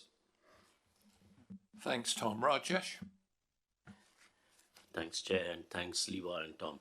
I was just reflecting while you were speaking that rather than providing a provider perspective, I would like to provide a perspective as an ICB board member with the mental health expertise, which is my role here. So, I mean, there's lots and lots of things which Levi has described with regards to the burden, and a lot of things about the solutions too. And Tom, your input on what we are doing in South Tyneside probably fits into some of the thoughts I had. But I thought probably what I've always struggled in this area for the last 25 years is we all know it's the right thing to do. It's been a huge burden. The difficulty has always been as to where to focus. Because it's so wide, it's so complex, and it touches every aspect of an individual or community's existence in some way. So I just thought I'll pick out sort of 5 things which I thought were relevant, and it came through while you were sort of presenting, Levi. I mean, the first thing is we have got, from a service provision perspective, never ever an opportunity nationally where policy thinking, political thinking is all about integration. And that's reflected in where we're sitting today. And within that context, we have got community transformation for mental health services. We've talked about that for 10 years, but we never had the energy behind it. And we have to, take that and make it happen. And I think it will. It will have different pace across the country, but that's the only way mental health services will work in the next 10 years. But the challenge for us is what can we do here in Northeastern North Cumbria to really ensure that our voluntary sector, our primary care, our local authorities are the key partners in delivering care in the community. So I would like to see that as the real fulcrum of what we do in sort of transforming our services. And then when people need specialist inpatient services, they only use them for the shortest period of time, have evidence-based treatments, and they're quickly back in the community. So that's all within Levi's plan. The second thing is, I know children and young people and all the stuff we're talking about is great, but I would like to look at us to really see what we could do with our local authority partners to make sure that children and families get the best start in life. Much, much earlier, much, much further. What can we do with our ICP colleagues that this agenda becomes top of our priority, because it hits all aspects of what we do afterward. It's no use looking at when they are already in the waiting list. We have to be much, much more early. And some of your work, I know South Tyneside, the family hubs and all that stuff which you're doing is fantastic. And that's where we need to be. Third point, briefly you mentioned about inequalities and Core 20+5 suicide, all really important bits. But isn't it really difficult to say that this region probably has the highest number of deaths from drug and alcohol related issues in England? And if you take Scotland out, and that is an area we have to focus on, and it links again so intrinsically with mental health. Fourth, I think really important is productivity. Health and wealth go together. So what are we doing with regards to looking at the mental health of people in work, which I know we're doing quite, and there's lots of stuff, I think, Sam, it's within the strategy and always talk about it. But also more importantly, what do we do to create and support people with mental health issues to get back into work? And we've got a huge tradition of individual placement supports in this region, which has done some fantastic work. Why can't we roll that out across much more of the wider kind of system and our networks? And the final point, which Levi, I think you didn't mention, and Eileen will come into it, we have got a huge tradition of research and innovation. I mean, Eileen could talk about all the work she does with ARCs and so on, but this was the place where Lewy body dementia actually was discovered. And we have got a huge tradition of looking at innovative treatments. We've got the opportunity to look at transmagnetic stimulation, which could reduce people having electroconvulsive therapy. We have got lots of research going on at much more, cutting edge biological treatments now that we also are BRC member with other organizations in this. So what are we doing to make sure that that kind of research innovation actually quickly benefits people in our region? So those would be just my 5 reflections based on what I've heard from Levi. Thank you. Thank you, Rajesh, and thank you, Tom. They're very helpful comments that have enriched the presentation and the thoughts that we're having. So thank you. Other comments and questions then on this important item? Sam. Thank you, Liam. I was, well, first of all, just thank you for the presentation, Levi. I know you've not been with us long and you've really got to grips with this agenda. I know you've got sort of real personal passion around it as well. It's great to have that leadership. My question sort of builds on Rajesh's really from a comment perspective is we've just recently had a new suicide prevention strategy launched by the government, and it's really positive because it's a cross-government strategy. And I think, again, recognising that it's not just a health, this is it's about employment, it's about access to good housing, it's a whole variety of things, as you described as well, Tom. So on the one hand, it's really good and it's important that that work's located in our communities, in our places, led by our local authority partners, community and voluntary sector, around tackling the isolation issue, the loneliness, good community connections. And again, that's recognised as a really good preventative factor for suicide. One of the other things, though, is we need to get, I think, more targeted and focused around priority groups. And I think one of our challenges is, actually, when you look at the scale of it for North East North Cumbria, it's, if we were to compare ourselves to other parts of England, they would be looking at a much smaller part of their population. You think our suicide rate at the moment is twice that of London. It is the highest in England. So it's just a general question really about how we do get more targeted and focused on those priority groups, and where would we start? Now, I know this will be something that's being considered through the Healthier and Fairer group. Rajesh, your point around alcohol and drugs, but who would be the target areas in the population, which communities, and how would we target those people with intervention? If you were to think about the comparator for physical health, we're much clearer about the high-risk areas, cholesterol, weight, all those other things. We'd know who we'd be targeting. We could get those services to them, and then finally, we have got a wonderful initiative in the region called Making Every Contact Count, because this is everybody's business. So again, how do we make the most of that? So priority areas, targeting them, and then making every contact count. Thank you, sir. That's why I said I would like to have had all afternoon on this, and we could probably have taken the whole week, actually, Sam, because if we, I suppose firstly my reflection would be, if we were to have invited each of our place committees to come and discuss this, you would have had five very different presentations this afternoon. And what you would, I think, have seen illustrated is that really deep understanding of their local communities, those very small targeted interventions around specific populations, and that ambition for our partnership working to do things in a different way. So if I just take you a couple of examples. So talking with Councillor Mark Fryer in North Cumbria, that Making Every Count model is absolutely the way that we see the integrated working across health, social care and voluntary sector partners.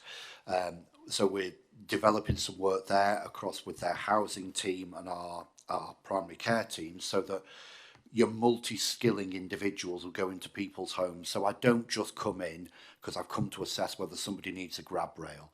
I don't just come in because I've come to check if they're compliant with medication.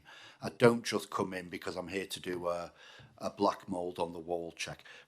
How do we use our individuals to recognise different needs, either directly signposting our people to them, or referring in and having that more joined up approach. And you're right, we've got some great examples across a range of services. I think my second response would be, you talked about it being everybody's business. We've talked over the years about parity of esteem between mental and physical health. We've talked about no health without mental health. Yet we know we commission a lot of these services in silos. So I think there is something for us, excuse me, as a commissioning organisation to think how we can blur the boundaries between some of our mental and physical health services, or indeed what are the outcomes that metrics we will use as success. So if we're commissioning a maternity service, we can build in some of the perinatal and family health and mental health indicators in that. If we're commissioning cardiovascular services, we know absolutely, going back to some of the points Tom reinforced around isolation and loneliness, the positive impact we can have on those physical health outcomes. So, and there are examples there where we can be creative and innovative. I think just picking up on the research point as well, so been working with Dr. Louise Robson, one of our GPs who's doing some work with Newcastle University on dementia pathways, dementia services. We know there are some, I think picking up Rajesh's point, there's lots of research we've generated here, there's a lot more we can look at. We know that the biggest thing that make a difference to somebody with dementia is making sure they've had their ears tested and they're wearing their hearing aids, that they've got some access to people visiting them to reduce that isolation. So I think we need a combination of looking at the most cutting edge evidence-based practice that will make a difference, but also the small things, which goes back to what Tom said. What keeps me resilient, it's having friends, it's having family, it's being able to go out for a run in the morning, it's knowing I can pick up the phone and talk to somebody when I'm not feeling 100%. We take those things for granted, and how all of our services integrate to wrap around and provide that is really key. I'm sure I've missed some brilliant points, Sam, in terms of responding to some of your queries, but I'll pause it for now. Thank you. Quite a few other people want to come in, so maybe we could take a range of comments and get a response. So, Christopher. Thank you, Chair, and thank you, Levi, for the presentation. And like yourself, I could probably talk about it all day. Like, being involved in mental health, and I have been involved in the community health transformation that Tees-Esk and Weir Valley did, and that had a huge impact in our region, and I did the preliminary consultation work around that. But one of the things that came out is people talk a lot about loneliness and isolation, and as if it's some sort of like revelation since the pandemic. But if you've been around a long time, you realise I've done work on loneliness and isolation for many years, and people think it affects the elderly, and it doesn't affect the elderly. It's what we can do for people who is on maternity leave, or the children have grown up and they've left home, or they've become unemployed.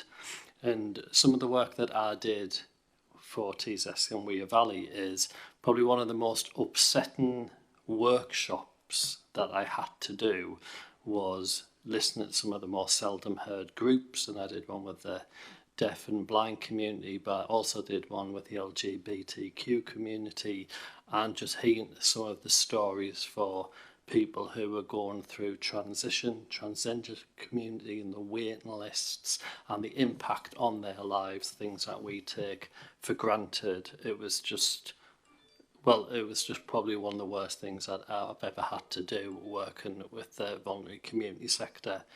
And some of the other things to reflect on is when we talk about the data, having a look at the suicide rates, and yes, they are high, but there's a lot of data out there around attempted suicides, and what are we doing with that data? Where is the prevalence? Where is that happening? And should we have a greater focus on attempted suicides and collating that data? Where does it happen? Why does it happen? Because that's real data, but there seems to be, if a suicide actually happens, look at that data. Well, we need to have a look from a prevention point of view, all of that. But there is some really good examples across the region. I was involved in a social prescribing for children and young people, and the impact that was happening, and that was working with primary care networks. So I definitely think we're not starting from a position of zero. We do so much good work across the region, but there is so much more that we can do. Thank you, Christopher. Eileen. So often when I come here, I try and take my research hat off, although this is an area I do quite a bit of work in. But I'm just minded, Liam, you mentioned earlier that, we learn in silos and deliver in teams. But we have a system where services are very, very specific, but problems are what I would call syndemic. This is where you've got lots of things that come together and interact, and then the cumulative effect for people is almost overwhelming. Some of the work that I know has been done recently has looked at issues in families where there's mental health, substance use and domestic violence, and you can see measurable impacts on children aged 17. These effects are intergenerational, multi-generational. So it can almost lead us to think, gosh, there's so much and it's so tricky. What can we do? But Sam, you talk about how do we target this? Because we've got a system built on physical health conditions, lots of solid state organs and things like that. We know how to target it. Poverty transcends everything. The work that we've done looking at syndemic risk, the influence of exposure to poverty around birth actually affects these children in late adolescence. So those communities that are the most materially deprived, those communities where the rates of unemployment are the highest, they are the communities that most need our support. And I guess picking up something that Levi said, we actually need to see people as people situated in their lives with all these multiple problems coming at them. Whereas we have a challenge because we work in a commissioning system where we do one thing or we commission things with a title on it. So I think we have to kind of work out how do we do that delivery in teams, and maybe one bit takes a lead, but rather than refer and signpost, we have to kind of keep people and actually provide the support they need. And sometimes one organisation leads for another, but draws upon the knowledge and skills within another. Because the more we refer and signpost people around a system, the more they can bounce from pillar to post. So it's something we need to guard against. But it is our top issue, particularly children and young people and mental health. We said that at the Learning and Improvement event. There is much we can do. There's great biological evidence. There's wonderful work by Louise Robinson. But there's also work we're doing looking at models of care and how we can improve models of care, experiences of being in the care system. Now, if I take you back to our Quality and Safety Committee, where a young individual talked about finally having their problems recognised and really inviting and feeling appreciative that someone was going to provide care for them, but becoming re-traumatised through that system, the way care was done and delivered to that person. So quite a few things in there. We know what we need to do. It just feels like it's a big task. Thank you. David Chandler. Yeah, thank you, Levi, for your presentation. And, I did reflect on the fact that there's a lot of positives. If we think about where we were maybe 10, 15 years ago, and you talked about mental health being destigmatized and how high mental health is on the agenda these days, and new great services being put into place, and the mental health investment standard, for example. Lots of positives there. When we do the annual, the AGM later, I'll put a slide on the screen and it will show you how much money we allocate to physical health and how much we show to mental health. And that does quite show a stark distinction between the two. So lots of positives, but there's probably more to do, shall we say. And there were just two other things I wanted to reflect on, really. One was on suicide. I totally agree. I mean, the more I think we can do in a targeted way in that area, the better. We know deprivation is a massive indicator. We know men between the age of 35 and 55, I think it is, are significantly at risk. And I'm not just saying that from my perspective in terms of that. But the more we can target in certain key areas, I think that is a key advantage of an organisation like an ICB, that we can do that. And the last thing I was going to mention on, a little bit of value for money. And I often think in mental health about the ability where we can work with voluntary services. We'll all have seen groups and the like that have been springing up recently that are supporting people in the community at low level, walk and talks and what have you, etc. And I think there's definitely a place for us to try and support those as much as possible. Annie. Yeah, I just wanted to say how much I appreciated your presentation, really, Levi, and Tom and Rajesh, your contributions. I think a reminder of why conversations like that are so important to have at board and protecting the time for it.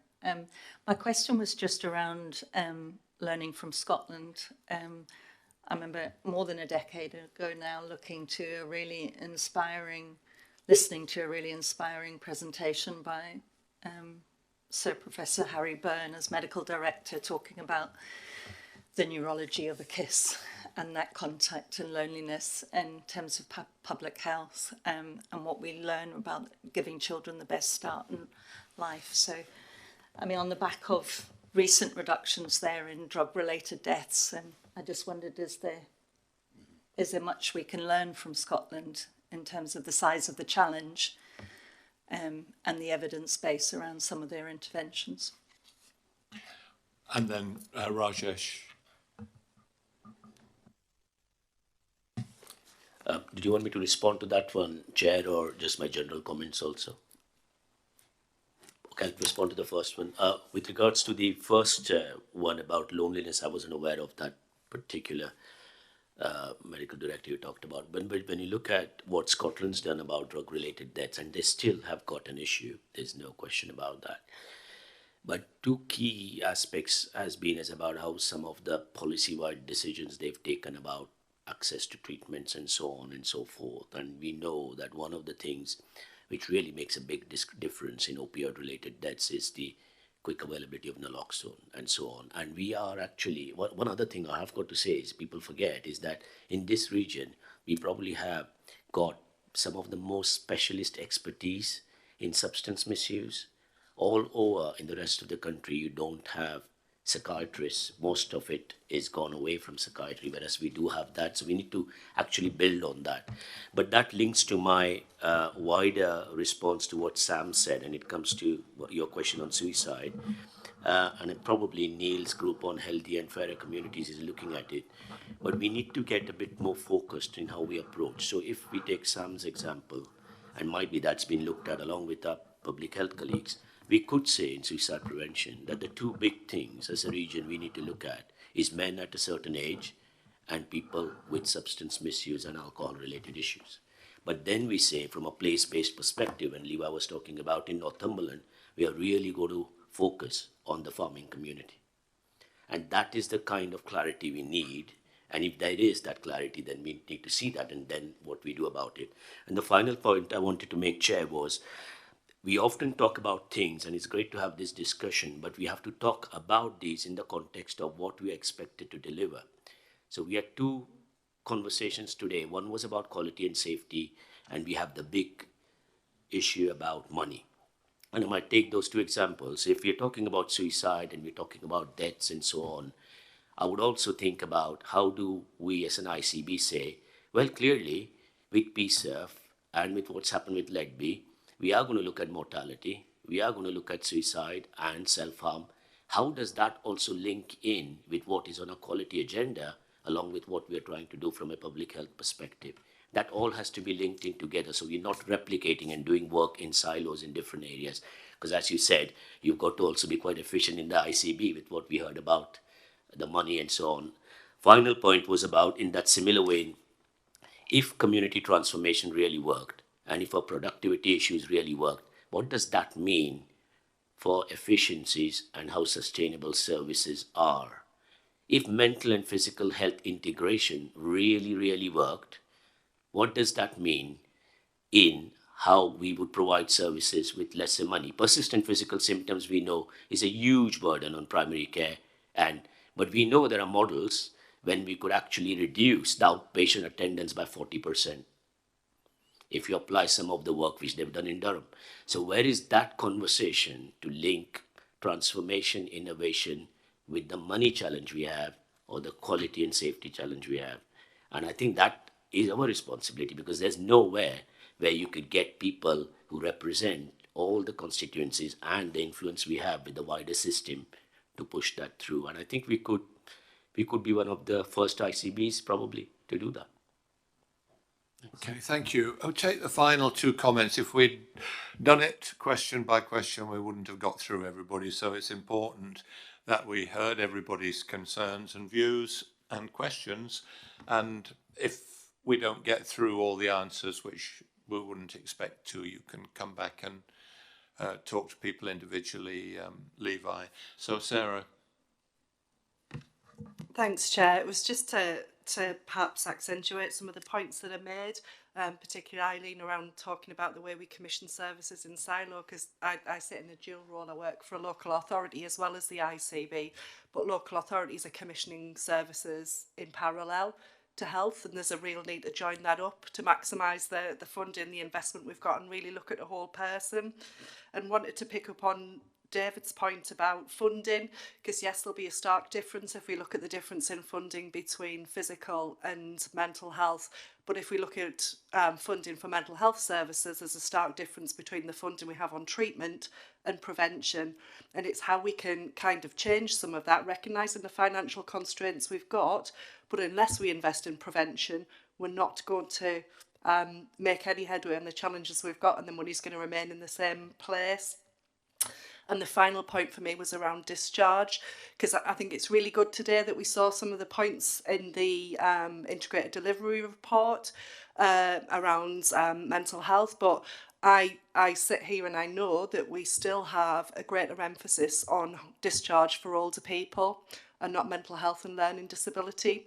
And we talk about the pressures we have in hospitals, we talk about people being moved out of area, but if we addressed more aggressively the problems with hospital discharge, that problem would lessen, and I think it's just something that we all need to be really sighted on. Thank you. David Stout. Thanks, Levi. That was a good presentation. A question around process. How will the board know that we're making progress in the future? Are all the things you covered, are they reflected in the forward plan?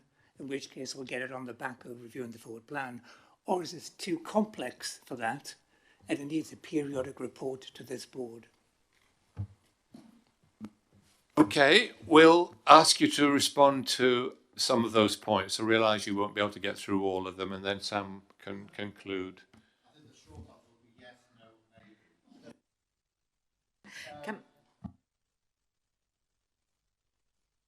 Apologies. I was trying to coalesce some of what we've points raised there. I think I'm really reassured that there is that recognition that the poverty agenda, best start in life, economic regeneration, these are the things that, you know, they're key to our strategy, key to our strategy with our local authority and other partners. This is how we will turn the dial on this and raise mental health and reduce ill health across the board. However, we still have specific interventions needed for particular presentations. So how we integrate some more of this within physical and mental health, I think, is key. And there's some good challenges there to take away and think of how we apply it to our commissioning framework.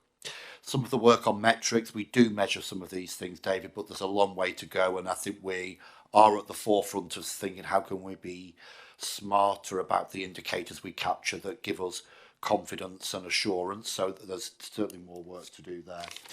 And then I think just I'd finish with, and I'm surprised Lisa didn't have a hand up, I absolutely agree with everything people have said about the role of the voluntary community sector here. Absolutely critical. It's tiny, low-level interventions at ward, neighbourhood level that make the real difference, from the prevention and keeping people safe.